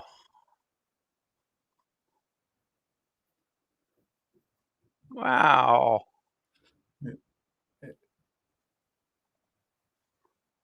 Oh. That was this is a prosthetic that's on top of her own hand. Okay. It worked really well though. Yeah. Yeah, that's great. And it's very good practical effects. Yeah.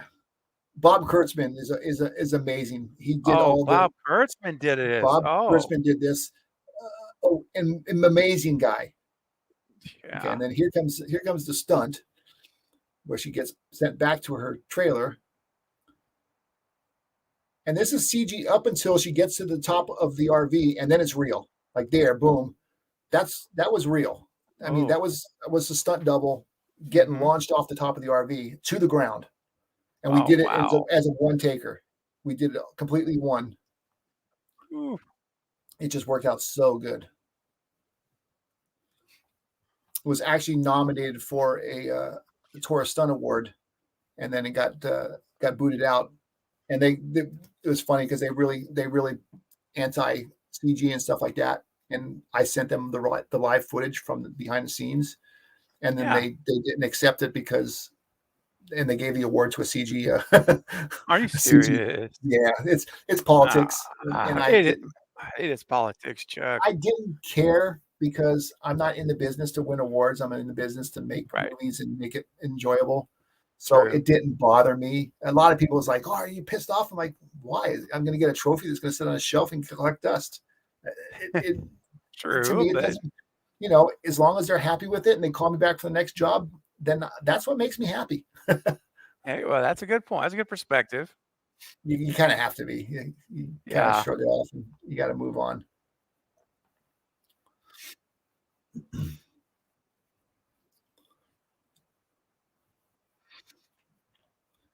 All right, and then I'll need, in about 10 seconds, I'll need a timestamp again. Okay. So Lady Luna was asking about, was a stunt double on wires and pulled off the trailer top you basically confirmed that's what it was, right? It was Correct. She had Yeah. one wire. She was only, well, there was 2 wires. There was one that would suspend her a little bit so she wouldn't crash hard to the ground. Okay. But the other one was a ratchet that yanked her off and actually spun her as she came off of it. So it was a wrap around her. And Wow. that gave the effect. And then she was just free falling. Then the second wire was just to keep her from crashing too hard on the ground. And of course, we dug up the ground with a tractor and put pads in it and then covered it back up with dirt.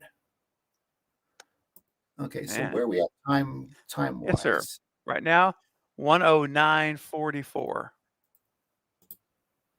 Okay, so I'm 109.40.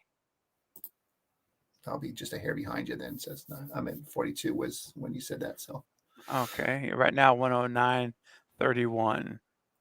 I'll just fast forward ahead. So I'll be just ahead of you that way. Okay. Then it says it was beautifully done. No, That thank scene. you. Thank you. That was a lot of rehearsals, a lot of practice, and poor Casey, the double, a lot of bruises on her part because she did that one. Bet. She did that one, and she did the one in the supermarket earlier. Both of them really hard ratchet pulls, and they were both hand pulls. We didn't use machines and stuff like that. We did it all by hand. Oh, I had a brute. Tom Akis is a dear friend of mine, stunt guy out of Florida, and I kept him on the show just because he works a lot with Hulk Hogan and stuff like that. He would double him and stuff. So it tells you how big he is. And yeah. he would I just put him on the wire and it's like, I need it good. It's like, tell me how hard and I'll be there. And he would just send him flying. Oh. And this is all back at the beach again in South Carolina and stuff like that. Okay.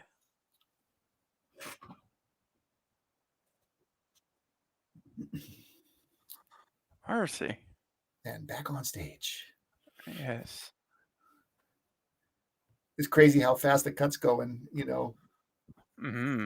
making it and stuff, and it's hard. I mean, because the script and stuff like that, but when you see it, it's like, God, it was amazing just how easy you make it look. The transition from one to the other. Oh yeah, 100%. I mean, it's seamless. Here's another one of my drone shots. Nice.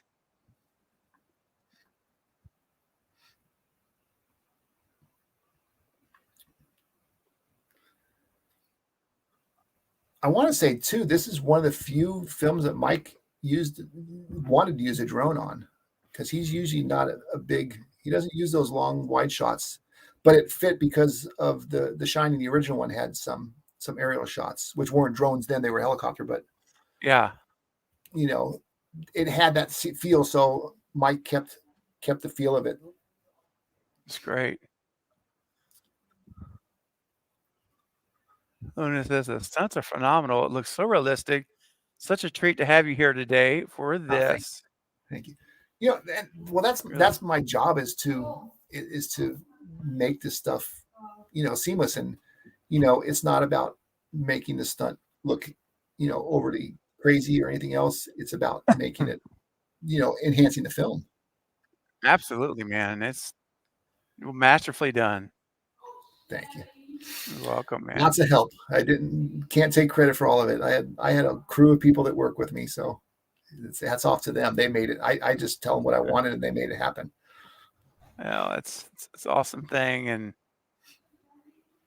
just again, just want as much acknowledgement and recognition of the work that you do is so deserving of more attention.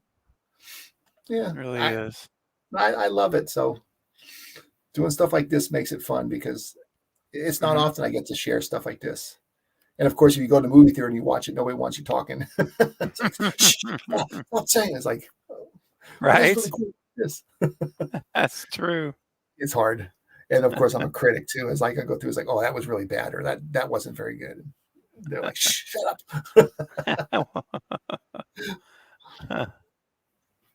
Denisha, we're at 10.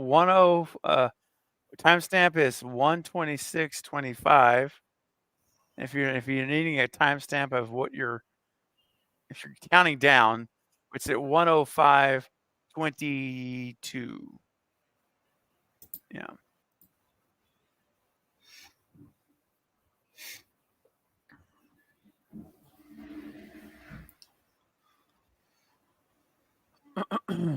Excuse me.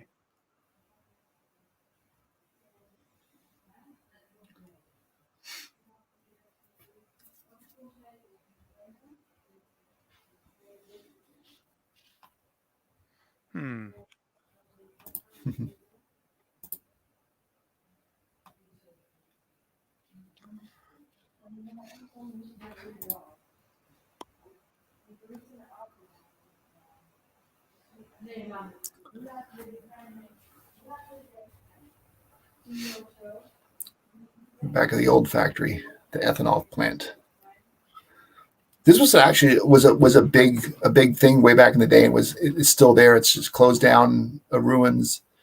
The look, I mean, we couldn't have made it look any better. It was so cool. Oh, the only thing wow. we did was add some smoke, some fog into there, but the rest of it was real. It's, you know, when we went up, we did have to clean it out. It became a dumping ground, and I guess somebody Oh, was dumping fertilizer and stuff in there, so we had to literally come in and clear it all out. It stunk. But I once it was bet cleaned up, it did. Yeah. once it was cleaned up, it wasn't so bad. But the scout, when we went up the scout, everybody's like, "Oh my, we can't shoot here." And no, it'll be cleaned up. The locations said we're definitely going to clean it up. Don't worry. Oh, I love it.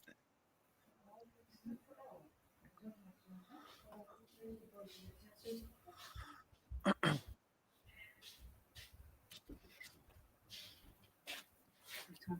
on, the movie I'm gonna watch.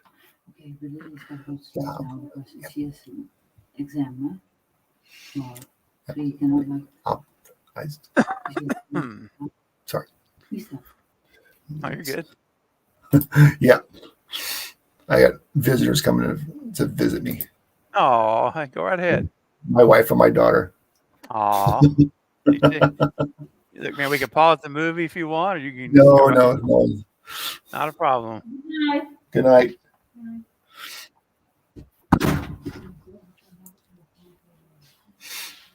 Yeah, they're coming to say good night. They're calling a night. Aw. Lily goes to school tomorrow. She's up in university. Oh yeah, that's right. Yeah. So she goes back up. She got an hour train ride back up there to her place up in Groningen. Nice. Family's important. Oh yeah.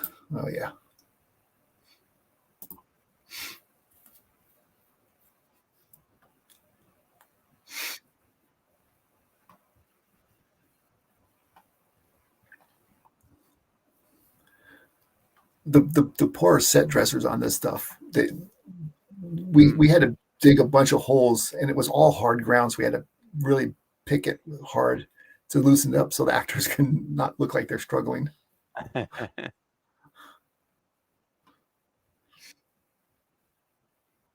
of course, we dig the hole and then have to fill it back up and dig it and fill it. And they work their butts off. I bet.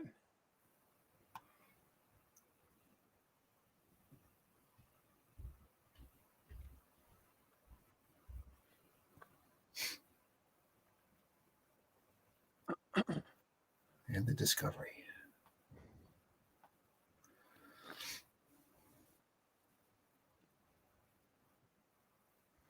Yeah.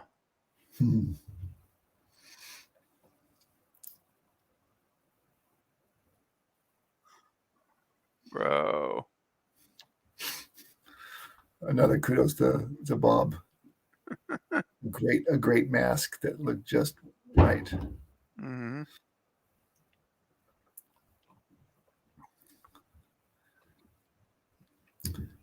I really miss working with Bob. Bob was such a great guy. We did a lot of stuff. Yeah, we go way back. I can remember working with Bob Kurtzman way back in the late 80s and stuff like that, when they were making a name for themselves and I was making a name for myself as a coordinator. Yeah. And it was quite a gap, and then we ran into each other about like a couple of things, but we spent a lot of time together on Hill House, and this one, of course. That's awesome. He's so talented. So talented.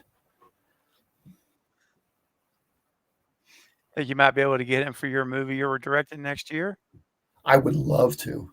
I have a direct contact, so I mean, getting a hold of him wouldn't be a problem. Just whether his schedule would allow it or not.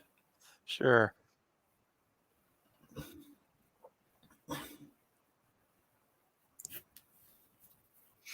Yeah, I spent a lot of time over at their shop at the stages where they're making the masks and everything. Oh, Because cool. well, for this Hill House, I was Mr. Smiley, so they had to fit me for the mask. Mm-hmm. And then like this stuff, I would just go over there and they'd be carving stuff out, and the old lady and stuff like that. That whole suit, they would mold it. It was amazing. That's neat stuff, man. So much time into that.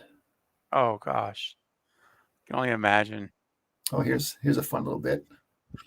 This is where one of the parts where I had to work with these two guys.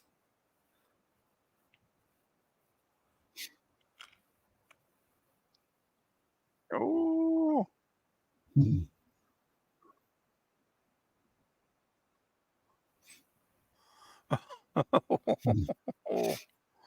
Oh boy. And this was semi easy to do. It was mostly just putting people in the right spots, so they didn't either slam into each other or do something. The actual stunt part Right. was simple. It was just making sure they're in the right places. Man.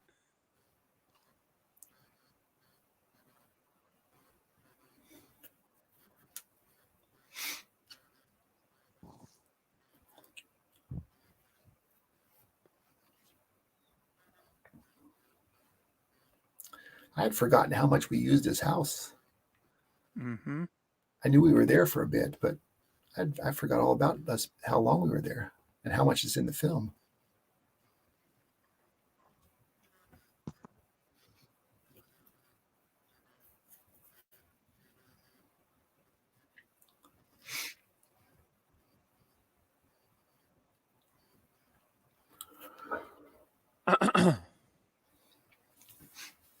It's weird though too, because this part, the downstairs and the front of the house, was all at the location, but then her room, which was upstairs, was on stage. We built that. So Gotcha. there were sections we had to bounce back and forth, but this was all actually in the house. This is the kitchen of the house itself. Okay. Because as you pan over, you can see the front door. Yeah, I was gonna say, I wonder what the owners thought about it, like getting, because I know they usually put them up in the hotel somewhere, right, while they're filming for a few weeks, and it's even before that. I mean, because they got to dress it all in and everything, and so they may be there. They may be there 2-3 weeks beforehand before we even start filming, and then maybe another week of filming. So it's a lot of time. Sometimes like Hush, that house we had at Hush, we were there for months. Oh wow! Because they had to dress it all in and get everything ready like a month beforehand, and then we shot another 3 weeks. Man, and the whole film was based around it. So I mean, you just gotta kind of do what you gotta do. Do what you gotta do. Exactly. Yeah, that makes sense.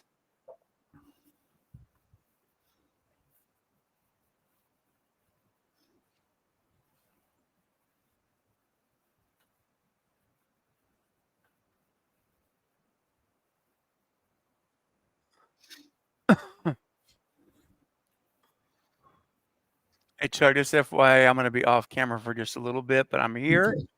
Okay. And I can still talk to you, and I'm watching.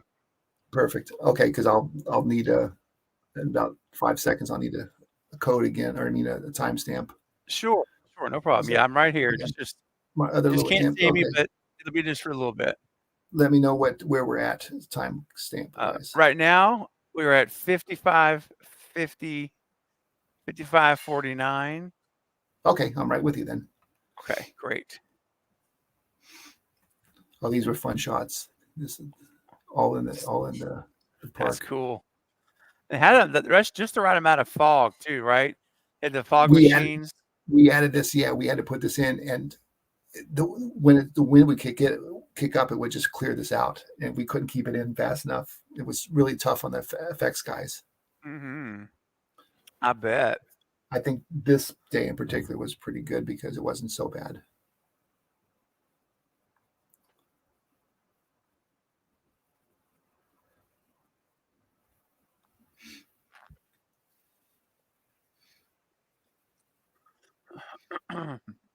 All these RVs trying to get these things in that little area Oh gosh, yes.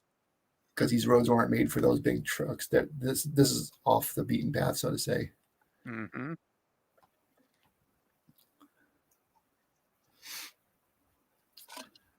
And now we're getting to the fun, some of the fun stuff. Mm-hmm. Oh yeah. Mm-hmm.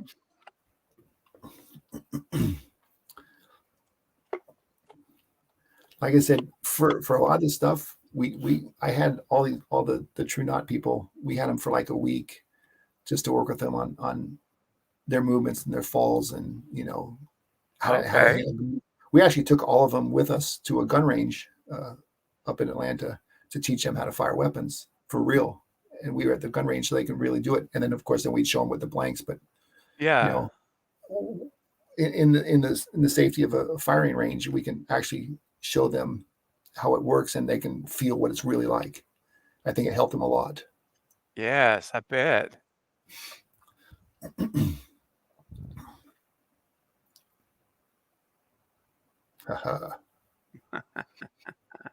And it's shootout time. Oh.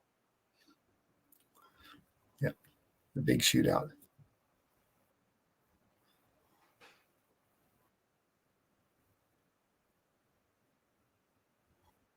There you go.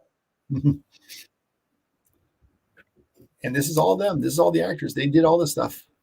That's awesome. That's really cool.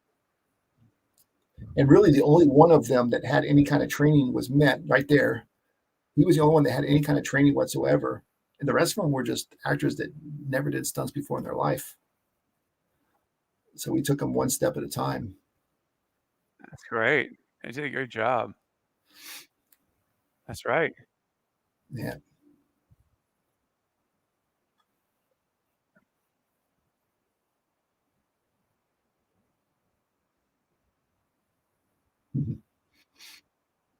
Yeah.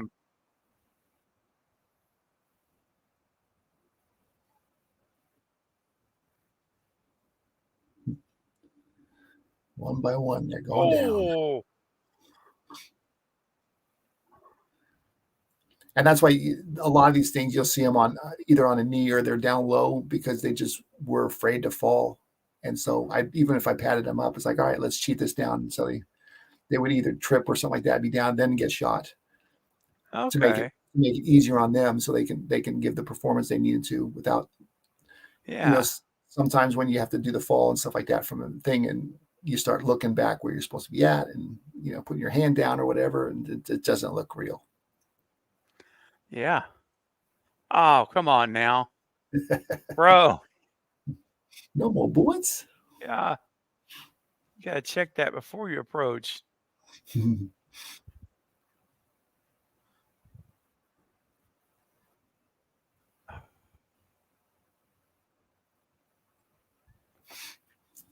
She's so good. Mm-mm. She give it just enough creepiness. Yes. Oh man.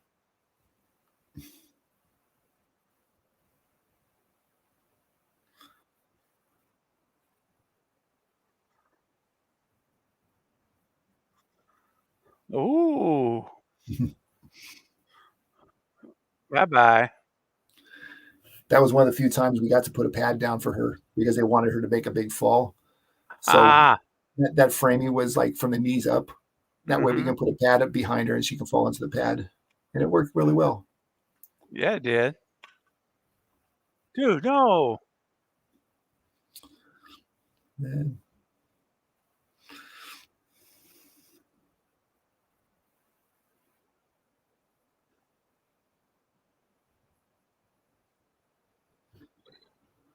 Really creepy effect. So creepy. Oh. Mm.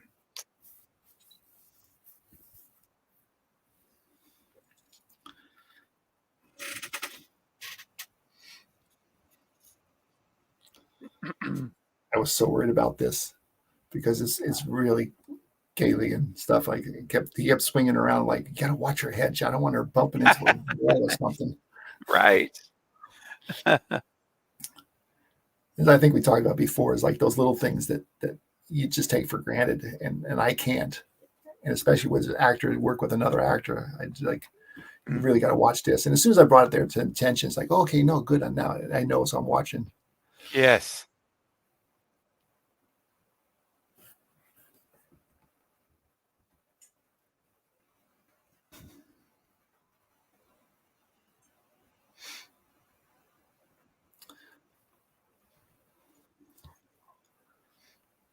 This crash is really coming up is really good.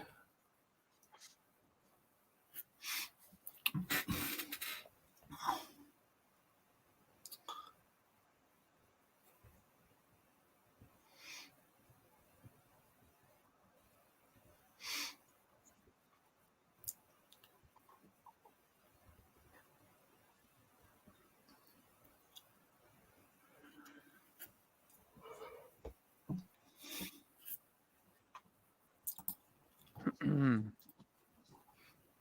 Mm. Man.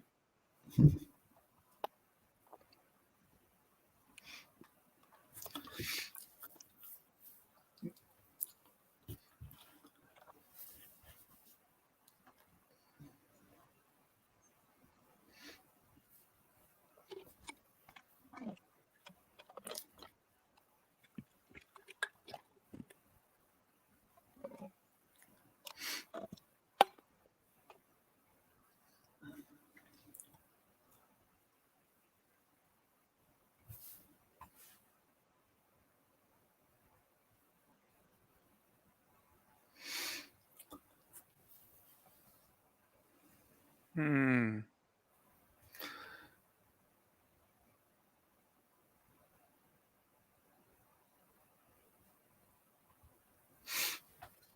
It ain't over yet, man.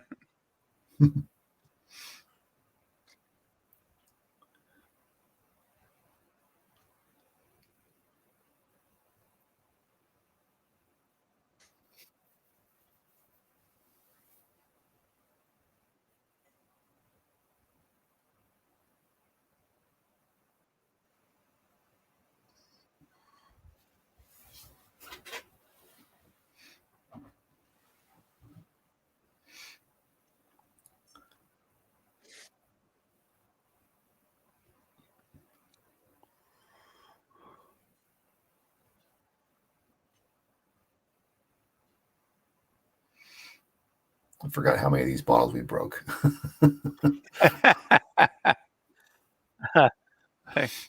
You guys have like, two dozen cases of empty bottles. Yeah, they had a lot of them. And this is where I believe we did the effect with him sliding into the wall. Okay.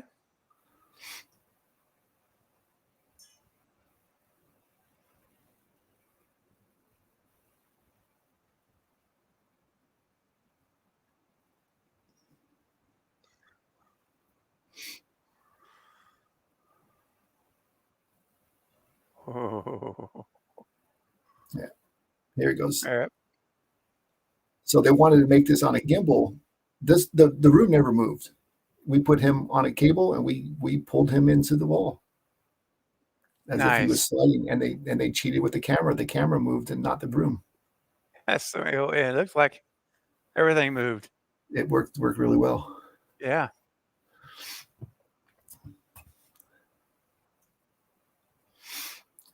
And then this is going to be, I guess I got just a little bit to go. Really cool. We crashed this van and really crashed into a tree, and that's a abrupt stop. Oh gosh, yes. I can only imagine. and we drove it in. I mean, a lot of times they'll put it on a cable and they'll pull it in, and because the way the road was, it's like I have to turn it into this tree, so there's no way we can do it straight, and so we had to drive it in. So we built a cage in the back of the van. He literally drove the van from the back because well, when it comes up and stuff, I'll kind of go through. Yeah. Because this was an amazing combination between my department and the effects department and the locations and stuff to get it cleared, because we had to clear out a bunch of boulders and stuff to get to the tree. They had to clear that out, and then we made a path, and then the effects guys had the front window rigged. Wow. I don't want to give a lot goes into these shots, isn't it? Oh yeah. No, it's a lot of work goes into it.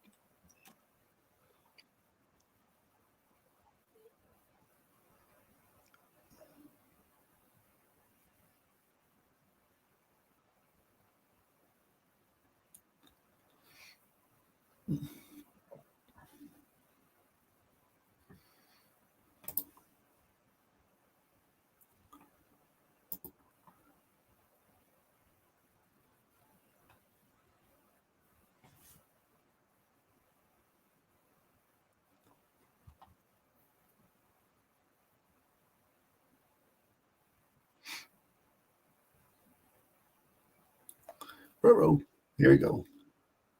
See the way it had to turn into it. That was a real crash. And what they did is the effects guys, where the driver would normally sit, they had to put a rig in there. So we had to move the driver to the back of the van. So we had to drive from the back of the van in a cage. And there was basically it was a torpedo that was in the front that was launched through the windshield, and to make it look like a body went through. Wow. It was the timing had to just be immaculate, and it worked so good. And I think I don't need to ask you this, but I will anyway. One take only, right? This one happened to be one take. We had two vans in order to do it twice if we needed to, but we didn't need to. It worked so well. Perfect. We were always worried. It's like the timing has got to be just right. Otherwise, it just the whole gag doesn't work. And so, we had two just in case. Well, we had three actually, because we tested with one, and then once we got where we felt comfortable with it, with everything working together, then we had two for the shot. And we didn't need it. The second van, I don't know what happened to it. Effects guys went back and de-rigged it. Wow. I bet you guys were all like, we got to go have an adult beverage tonight and celebrate. We pulled it off in one take. we had several of those nights.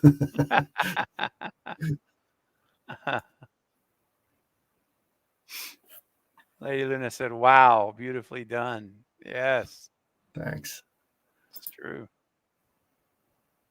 It's one of those gags that it really hasn't been done. Some of those things haven't been done before. So we're mixing a lot of stuff that we know works and some stuff that we don't know if it works or not.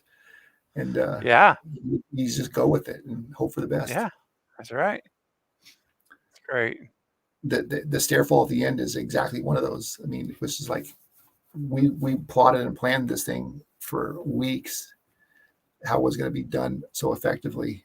And even when we were talking about it, I was telling other stunt performers, like, oh, we're going to do an air ram into a stair fall. And they're like, you're going to what?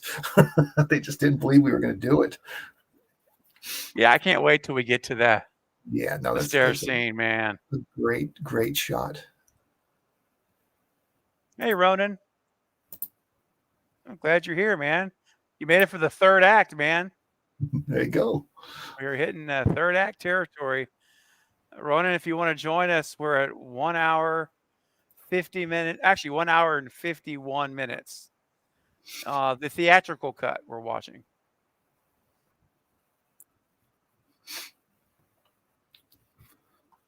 I think it's one of my last commercial breaks. Okay. I think might be one more, but I think that's it. Because I did see on the timeline where it had the little breaks. Oh, at least I knew when they were coming up, at least. Well, that's good. Yeah. HBO was at least kind enough to give me that forewarning. Okay. Now where are we at? Okay. We're 40 minutes and 17 seconds. Okay. 14 seconds. 40, 10. Yep, I'm right with you. Okay, great. Hey, Ronan. Yes, it is a great film for sure. It And really you're gonna have is. to watch the replay here, Ronan, because Chuck has shared so much amazing insight to this film. It's been wonderful. It changes how you watch the movie moving forward. And that's what I love about it. Like what you share with us, like when I watch this next time on my own, Yeah. I'm going to remember so much of this information is going to be Well, in my and vision. that's what it is.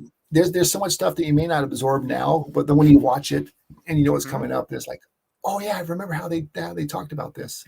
Yes, that's right. And even there's so much that I've forgotten and stuff. Like I can remember being a lot of these things, and you know, it Yeah, just brings back so many memories of us doing this and working through it all. that's so cool, man. I love it. Like just, I mean, just being able to hang out in the Colorado room, you know, was just amazing. It was like it was the real thing because we built it from the original prints. Yeah, yeah. Oh, hey, Ronan, you got your DVD in? Love it. Okay, we're at 1 hour, 53 minutes, and 12 seconds. If you fast forward to 1:53:20.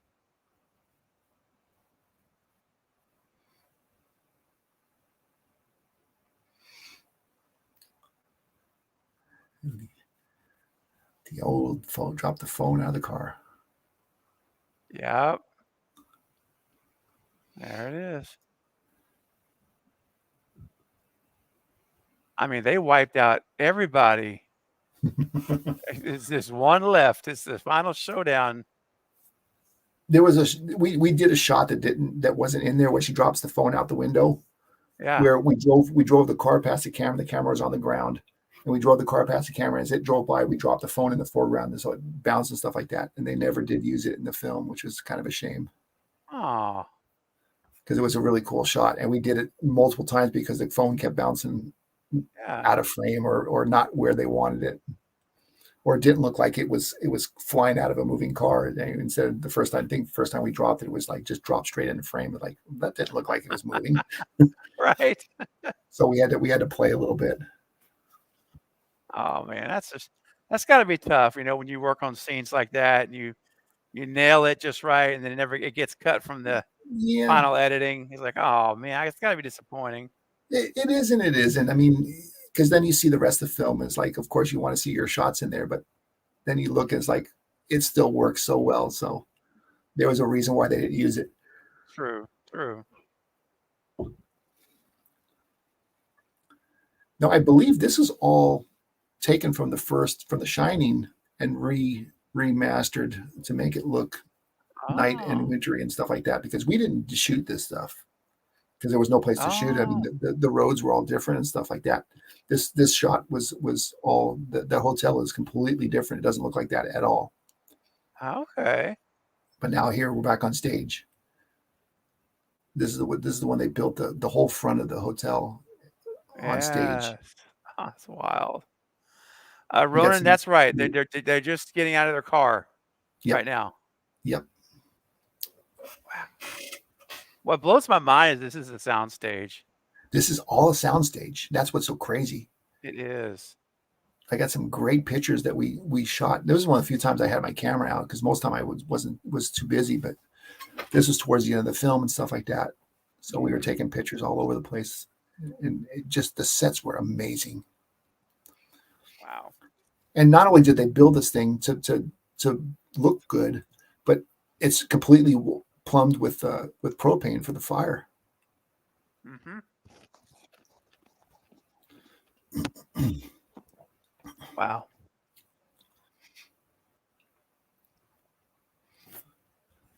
And of course, it's all snowy and stuff like that. We were all in shorts because we were on a nice warm soundstage with fake snow.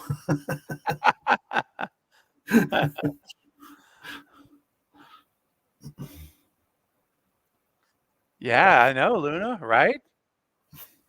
No, it does mind blowing.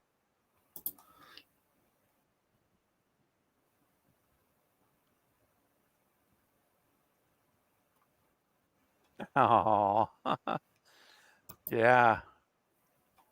Yeah, we were talking about the casting earlier, Ronan, Yeah, earlier in the movie. Casting is just phenomenal. yeah. And Alexis that played Shelley Duvall's part was so good. Hmm. Yes.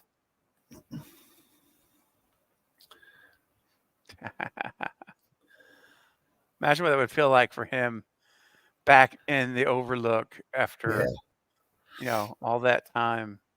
yeah. This is all we built from scratch. This is so good. Luna says, so this interior is all on stage 2 with the original layouts? Question. Yep. Yep. Yep. It was all the original layouts. Now this wasn't this because it was never seen in the first film. That this was what was supposed to end in The Shining, Uh-huh. where these all catch on fire and burns the hotel down, which they didn't do. So we did it in Doctor Sleep. It was kind of an homage to Stephen King, which he really appreciated from Flanagan. Oh, nice. So this, even though there was some shots of it, we had some Mhm. liberty here because it was never really seen a lot in The Shining. Very cool. And the fire was amazing because they had it set where it would be a spark and then a little flame would go, and then they actually had it so the fire would grow, over a 30-second period. Mhm. It would you can see it building and stuff like that. It was really, really cool.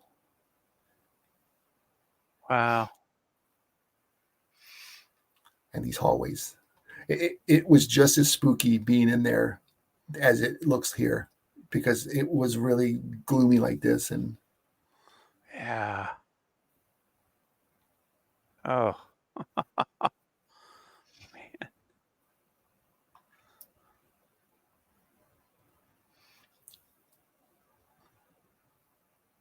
Yeah, I'd be scared to death too, Ronan.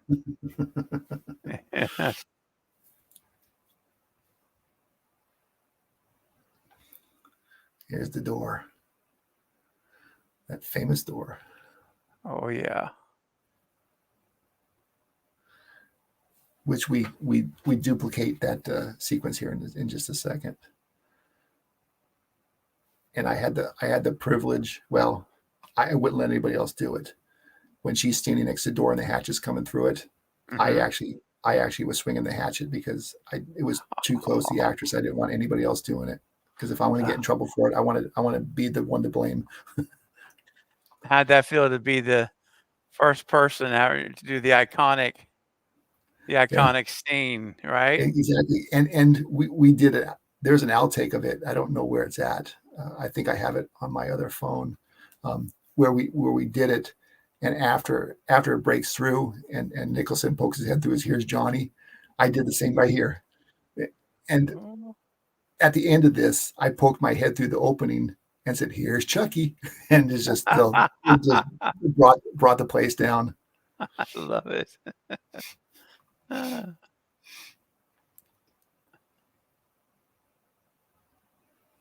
But Alex was so good. She was so good in this stuff. Oh, yeah. The whole time I'm hitting the door with the hatchet, and she's screaming. And it's like, holy crap, is stuff hitting her? And I had it so I can see, but yeah, it was cool. Oh, this is a So great cool. sequence. Great sequence with Henry.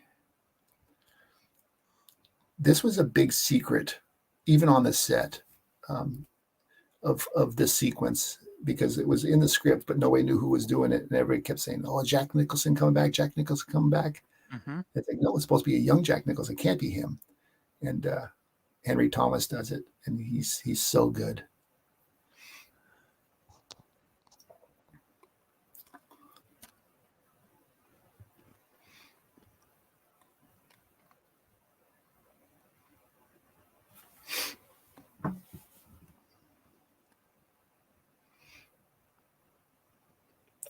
This was another one of those rooms that was built from the blueprints from scratch. Mhm. all those gold tiles were laid in. It was. I think they took a month to build this thing. My goodness, a whole month to build this set. Yeah. Wow.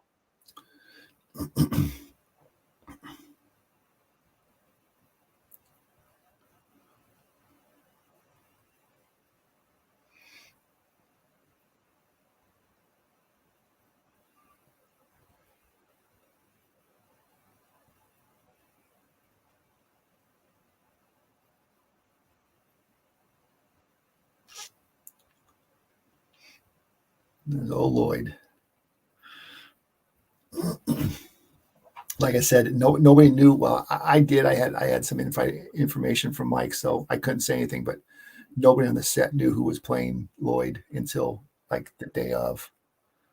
Oh, And I think even on the call sheet, it didn't put his name because they really wanted to keep it secret. It was him, and it was Jacob, the little boy, the baseball boy. It was also kept really secret. They didn't want any media or anything getting out about who was doing these parts. So those two parts were really secretive. Wow.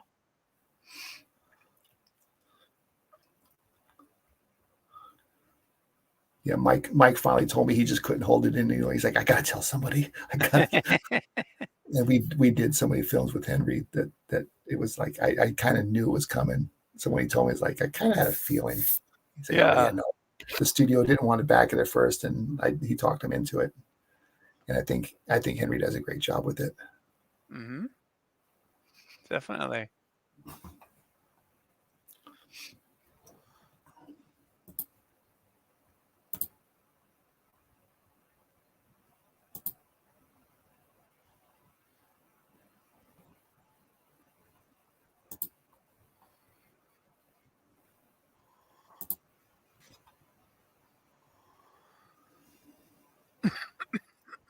Excuse me.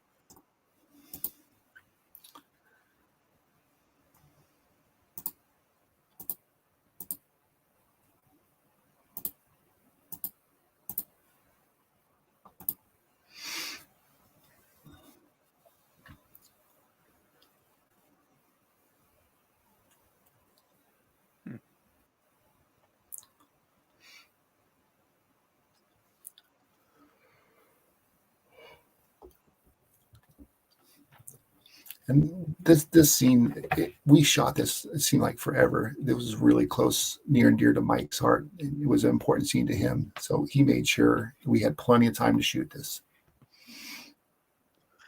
Yeah, well, this is a pretty pivotal scene.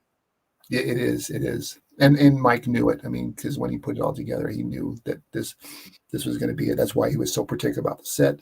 He was so particular about the amount of time and everything else, and he just said.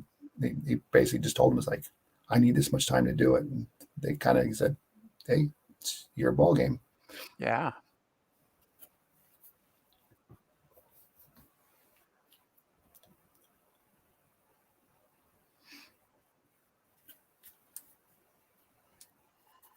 Mm.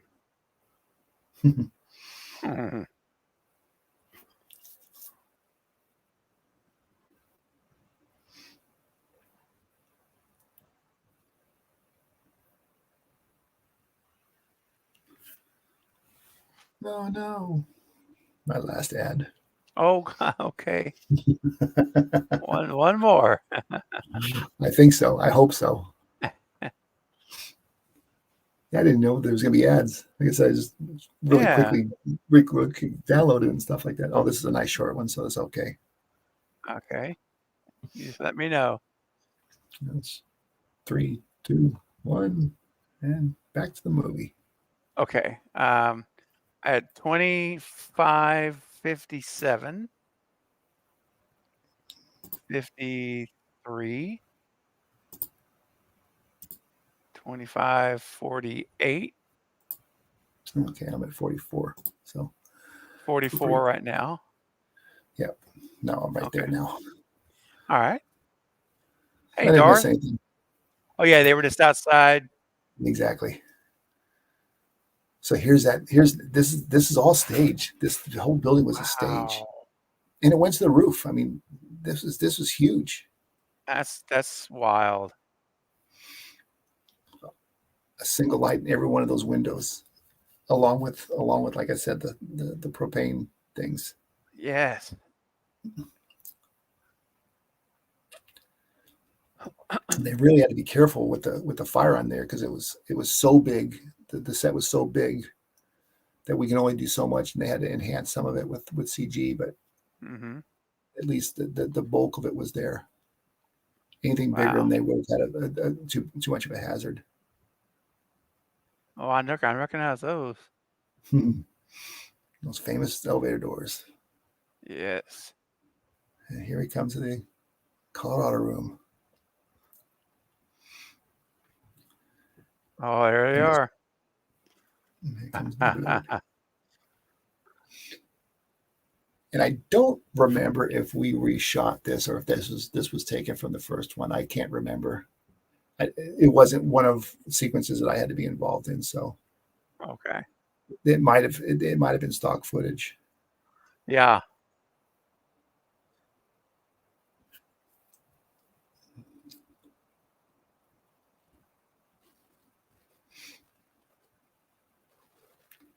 And here it is. This is all one big stage. It was amazing. This set was amazing. Wow.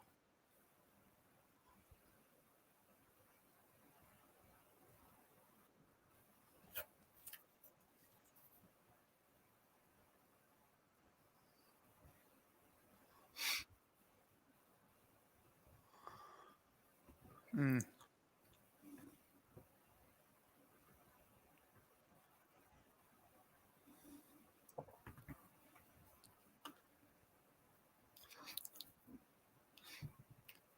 The sequel was fun because Mike gave me some liberty on this thing because the way it was scripted and the way we did it were two different things.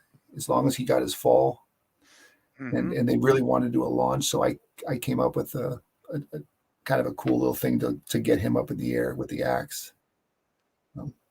Nice. And it worked really, and it was nice. Again, it's like Mike gave me some liberty. It's like, do what you need to do.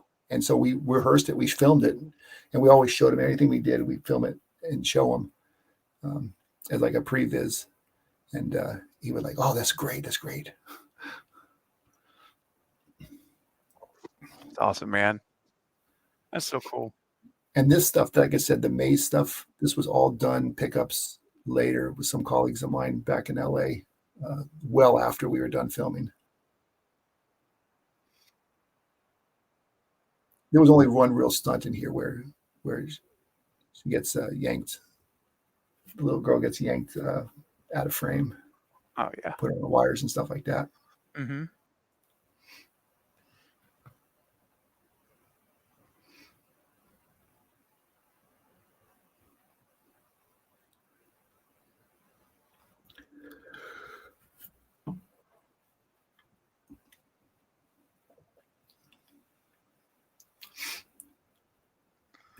It was kind of a shame we didn't get the chance to do this on the stage that we built the outlook at, because we had all these sets of the hedges and stuff like that, and just we couldn't do it because we just didn't have time. They had to clear the sound stage out.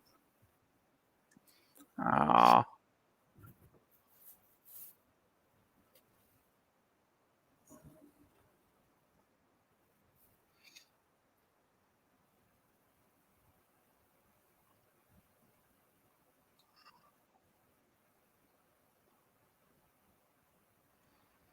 Dun dun dun.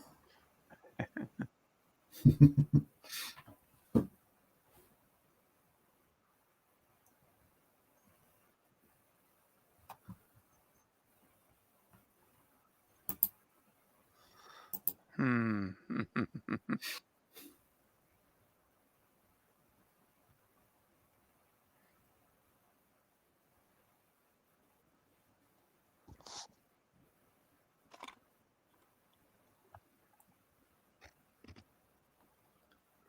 Wow.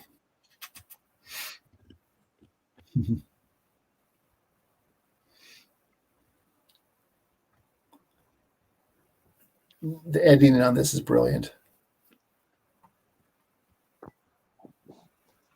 Oh yeah. Oh, man.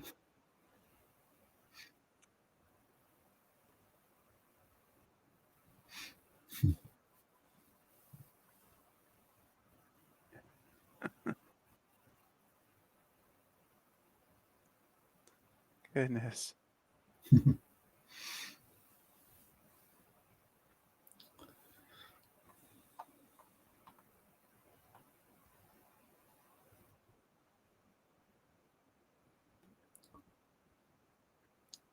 it was a bit with Kylie. Actually, it was a double for her. It was the only time she had to get doubled Oh, because she did all the stuff we did in Atlanta. She did on wires and stuff like that, but this was a little bit more. So we had a double for her for that.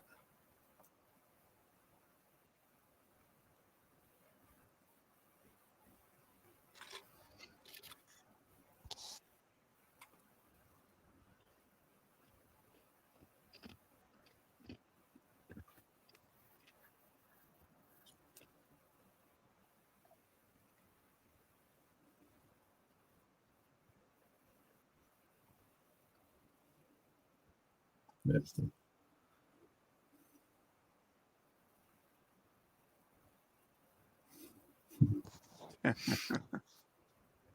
oh, jacket's coming off.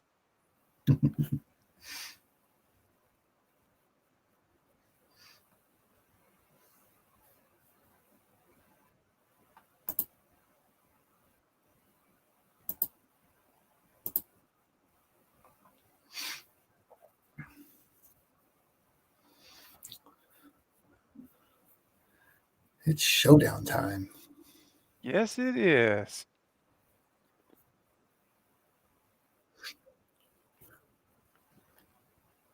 Like I say, this coming up is probably one of the hairier stunts that I've put together because just what it was, the length of these stairs, and he got launched off the top off of a little mini catapult.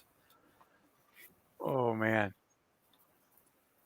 So we all knew this was going to be a this is going to be a real painful one, but it worked out really nice. Again, this is one of those ones we've rehearsed on these stairs with pads on the stairs multiple times. Oh, And yeah. I was wondering.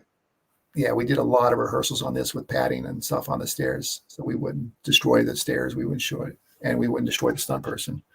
But then when we went to do it, and it was amazing.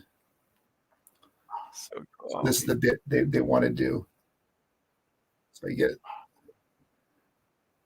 hook him in the leg, and then launch him. Oh.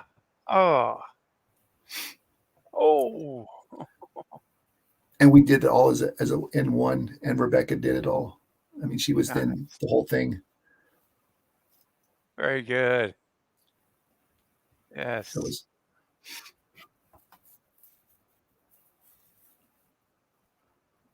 I bet he was a little sore there. Oh.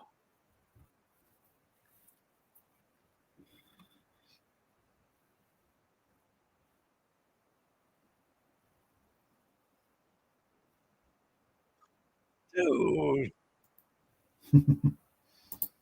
Oh.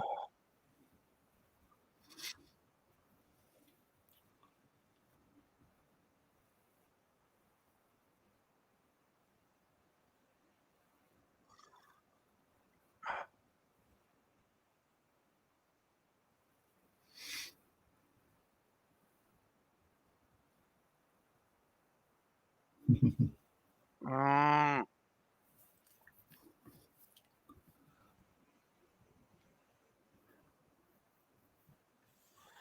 Come on, man.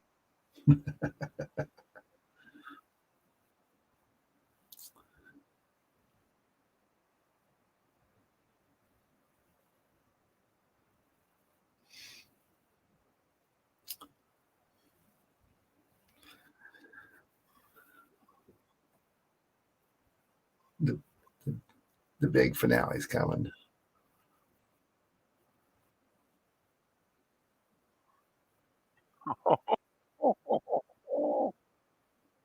Oh, yes.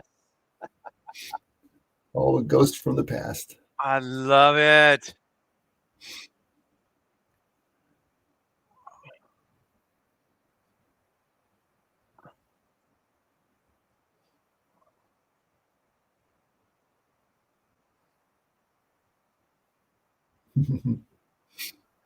So good.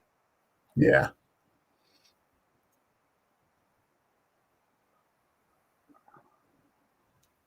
But the performers make it good. They did such a good job. Rebecca's so, like I said before, she's just awesome. Mm-hmm. Ruh-roh. Oh no. These little girls were so good too. Yes.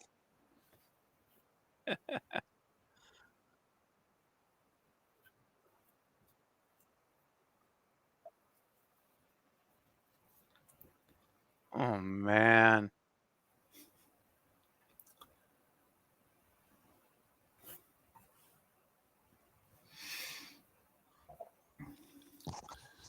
Come on, girl. Save the day. Ah.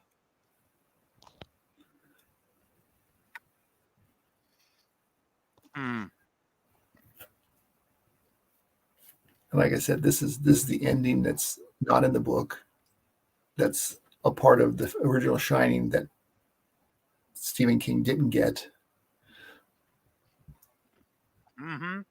and he was just so happy that Mike included it in this version. That's awesome. This staircase, right at the top of the stairs, right there. That's where it stopped. There was nothing else, so we couldn't take her all the way up because there was nothing there.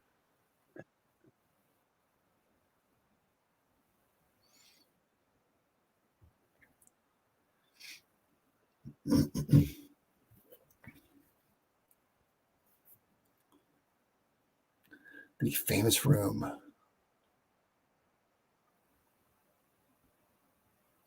Mm.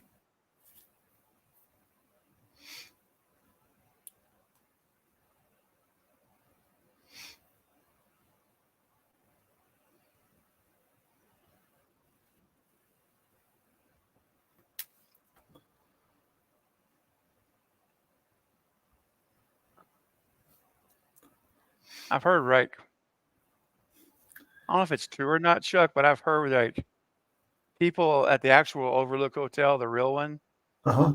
booked that room that Stephen King was stayed in like a Right. year in advance. They got it reserved. Really. So many people want to stay in that room. And it's so funny. Like I said, we were gonna shoot some of the exteriors up there, and the hotel is so different from what it was that it doesn't even look the same. So Yeah, I mean, yeah, it's the same hotel, but it's not. right. It's been refurbished so many times and it's been redone. I mean, it's a beautiful place, but it's not like the original. It's not like the Sure. old one from The Shining. Mm-hmm.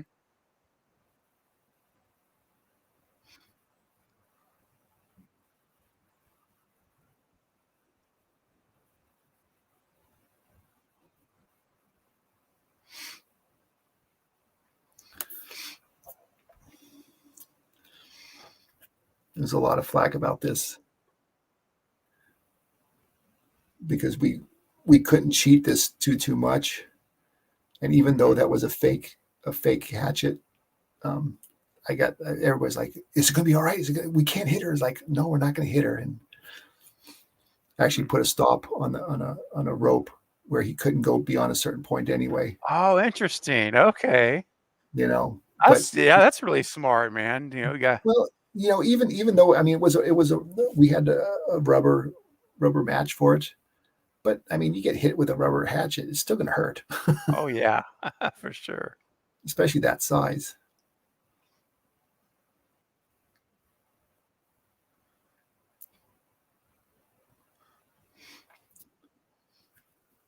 I actually believe they framed the hatchet we used in this and put it in a big frame and gave it to Mike at the end of the show. Oh, nice. It was really cool. They presented it when we wrapped. They presented it to him and stuff like that with all the crew around. It was really kind of cool. Yeah. And this is that boiler room fire that was just so cool. Another one of those things because we had real fire and stuff like that, and I had the real actors in there, including the little boy, and we just had to make sure we had a straight escape out, and I was right there with them, you know, just if something would go wrong. Was that kind of a nerve-wracking day? It is and it isn't. I mean, we rehearsed it so many times with the effects guys, so all this stuff with the boiler going up and starting to catch fire and stuff. We did it so many times that we kind of knew what to expect. But then That's good. as soon as you get the little boy in there, then it's a whole new ball game. Yeah. So there's a shot that pans out right after this with the fire behind him. When it pans on him, I believe this is it coming in. Okay. It goes up to him, and then it pans the fire, and then it pans back to him where he's a little boy with his mom. And we had to do a quick change. They're literally standing right next to him, and I would pull Ewan out right here, I think. So Ewan's there, goes over to Alex, and then as soon as we get here, I pull Ewan out, put the little boy in, and I'm like literally standing right next to camera, right next to this. That's so cool.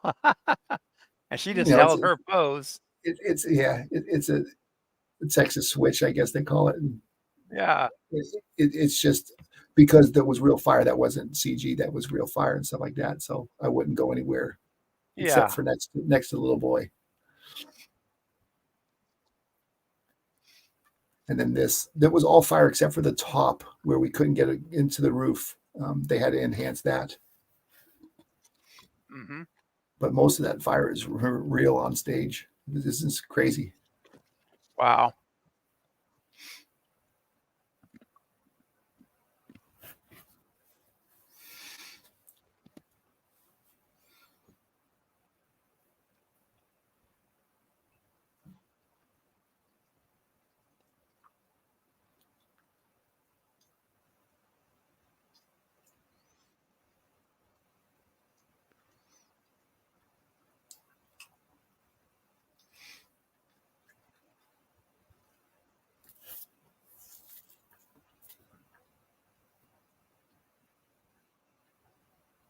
Yeah, it's kind of cool where they show this like thinking that he survived it. He didn't.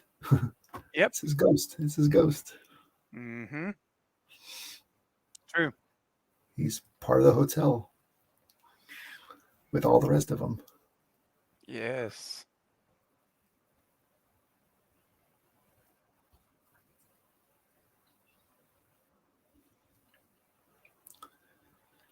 Yeah, it's such great memories. Mm-hmm. That's right.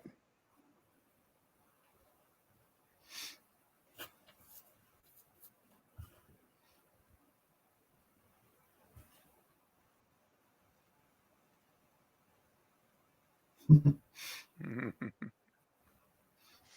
Mm-hmm. Yep.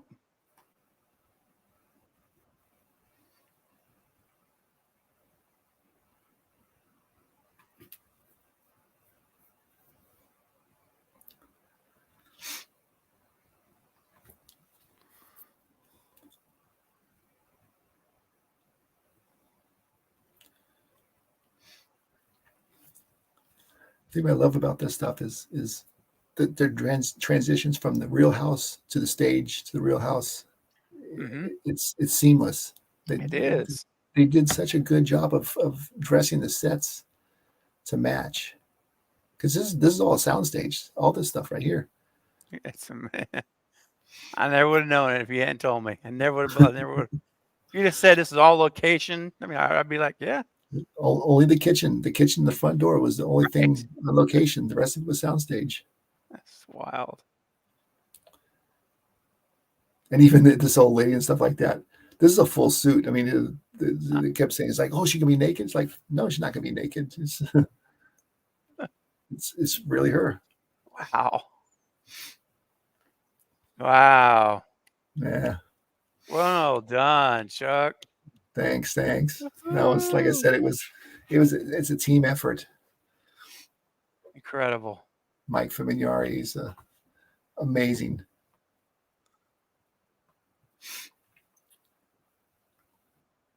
Yeah. So cool. It's fun. It's fun to rehearse. It's fun to go back and see this stuff because I don't get a chance. I've never had a chance to do something like this. This is kind of cool. Oh man, I'm so happy that we're able to do it with you here. It makes my day. No, this is a lot of fun. A lot of Wow. fun. All right, I'll go ahead and pause it here. Hold on, I was trying to see, trying to remember where it had your name. Oh, I don't know. It's somewhere. They'll roll the cast, and it's usually at the bottom of the cast. Scott Lumpkin, great guy. Oh yeah, yep. One of my favorite producers. I've known him forever. He's been so good to me over the years. Nice. Yeah, usually after these couple, then they hear it is cast, and the bottom of the cast is usually where they put the stunt people. Okay. You guys at home, we're letting the credits roll for a little bit. You don't have to. Well, we want to wait till we get your name on the screen and give you a proper round of applause. Nah.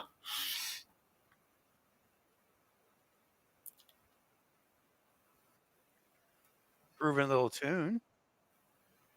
Yes, the music. There it is. Hey, there he is.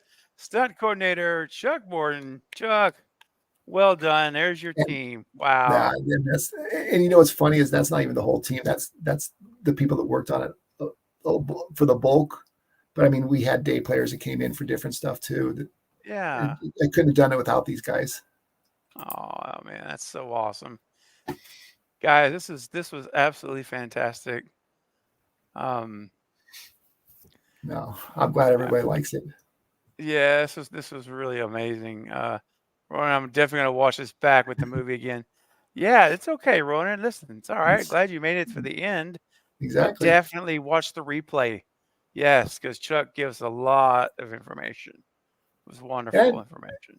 And I gave some, but there was I didn't want to be talking through the whole thing. It's like, yeah, you kind of enjoy it sometimes. There's some stuff that's really fun facts, but in general, you just watch it. You got to admire it for what it is.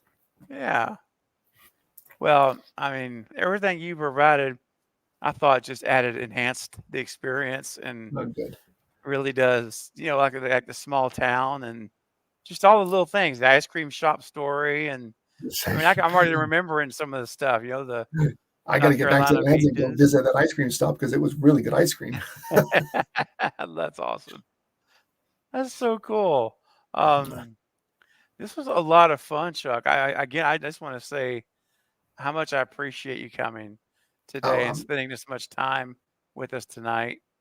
I know it's getting very late for you, sir. I'm sure. It's getting there. What's it? No, it's almost midnight. Almost midnight. Oh my gosh.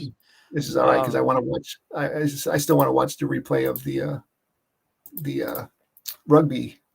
I didn't see this last match, so okay. England and South Africa. It played yesterday. I didn't get the chance to see it, so I will probably sleep through most of it. I'll turn it on and I'll fall asleep. Yes, I did that plenty of times watching American football as well. Yeah.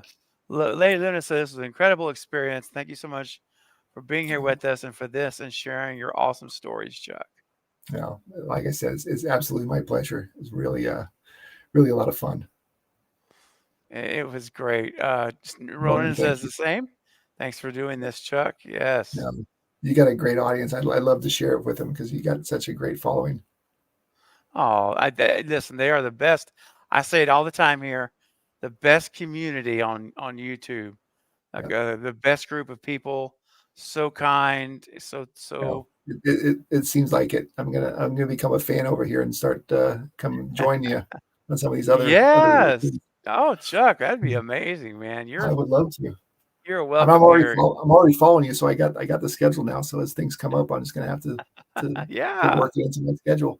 I would love it. You're welcome here anytime at all, either on the panel or in the chat. Either one, you're welcome here anytime. And I know we were talking earlier backstage about, perhaps us revisiting Hush at some point in the near future, perhaps if that would be awesome. because Yes. Hush is one of those ones that because of what it was, like I was telling you before, because it was such a small show, everybody did everything. I mean, even though I didn't have a cameo in it, I did, because there's a part, I think I might have told you, when they stabbed the neighbor in the neck with the knife. Yes. I stabbed him because there was a certain way it had to be done, so it doesn't really jab him, because it's a retractable blade. Okay. And if it's not done properly, it won't retract properly, and it will really stab him. So Oh. I was the hand. I was the hand for John. Oh, that's so cool. And That's so awesome. there's actually a really cool. I don't know where it's at. I had it printed up and sent to my mom before she passed, and had it signed. And it shows the dolly with me, with my hat on backwards, and I'm standing there with the knife in my hand, and the actor's right there and getting ready to stab him. It was really kind of a cool picture. Oh man, that's so awesome. That's when we do the watch party, you got to tell us that story again.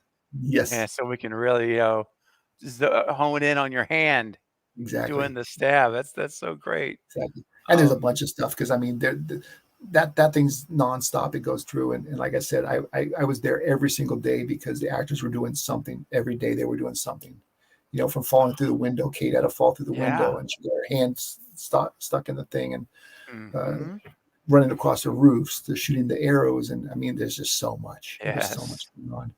So much, and it was so intense, and yeah. Great and, tension. And Dr. Sleep was the same way.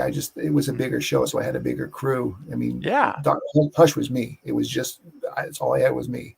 And at least Dr. Sleep, I had a whole crew, so it makes it easier for me. Man, dude, that's just.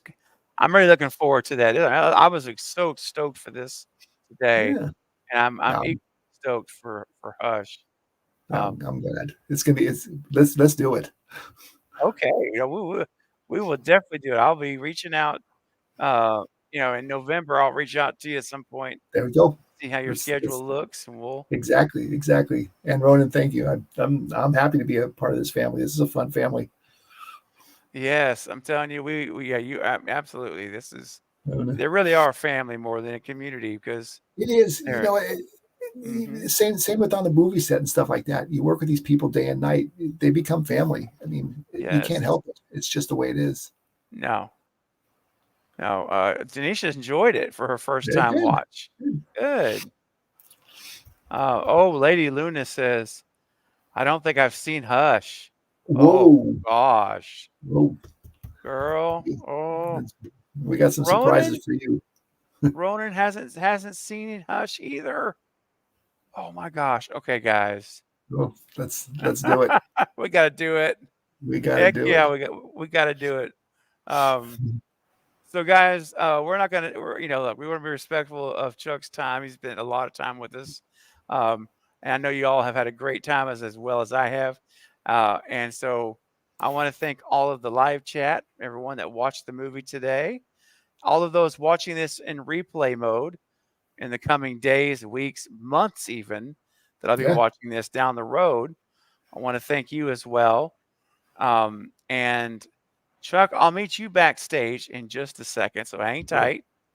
But for everybody else, thank you all again for being here. Remember, Tuesday night, I'll be back, 8 p.m. Central, with Matthew Coder, one of the Ghostface killers in Scream 6. There he is. I'll be interviewing him as he prepares for his appearance on this coming weekend at Schiller Theater Convention. We'll talk more about that on Tuesday. But in the meantime, again, thank you, everyone. Have a great rest of your Sunday. And Chuck, I'll see you in a second. And everyone else, we'll see you next time. Bye, everyone.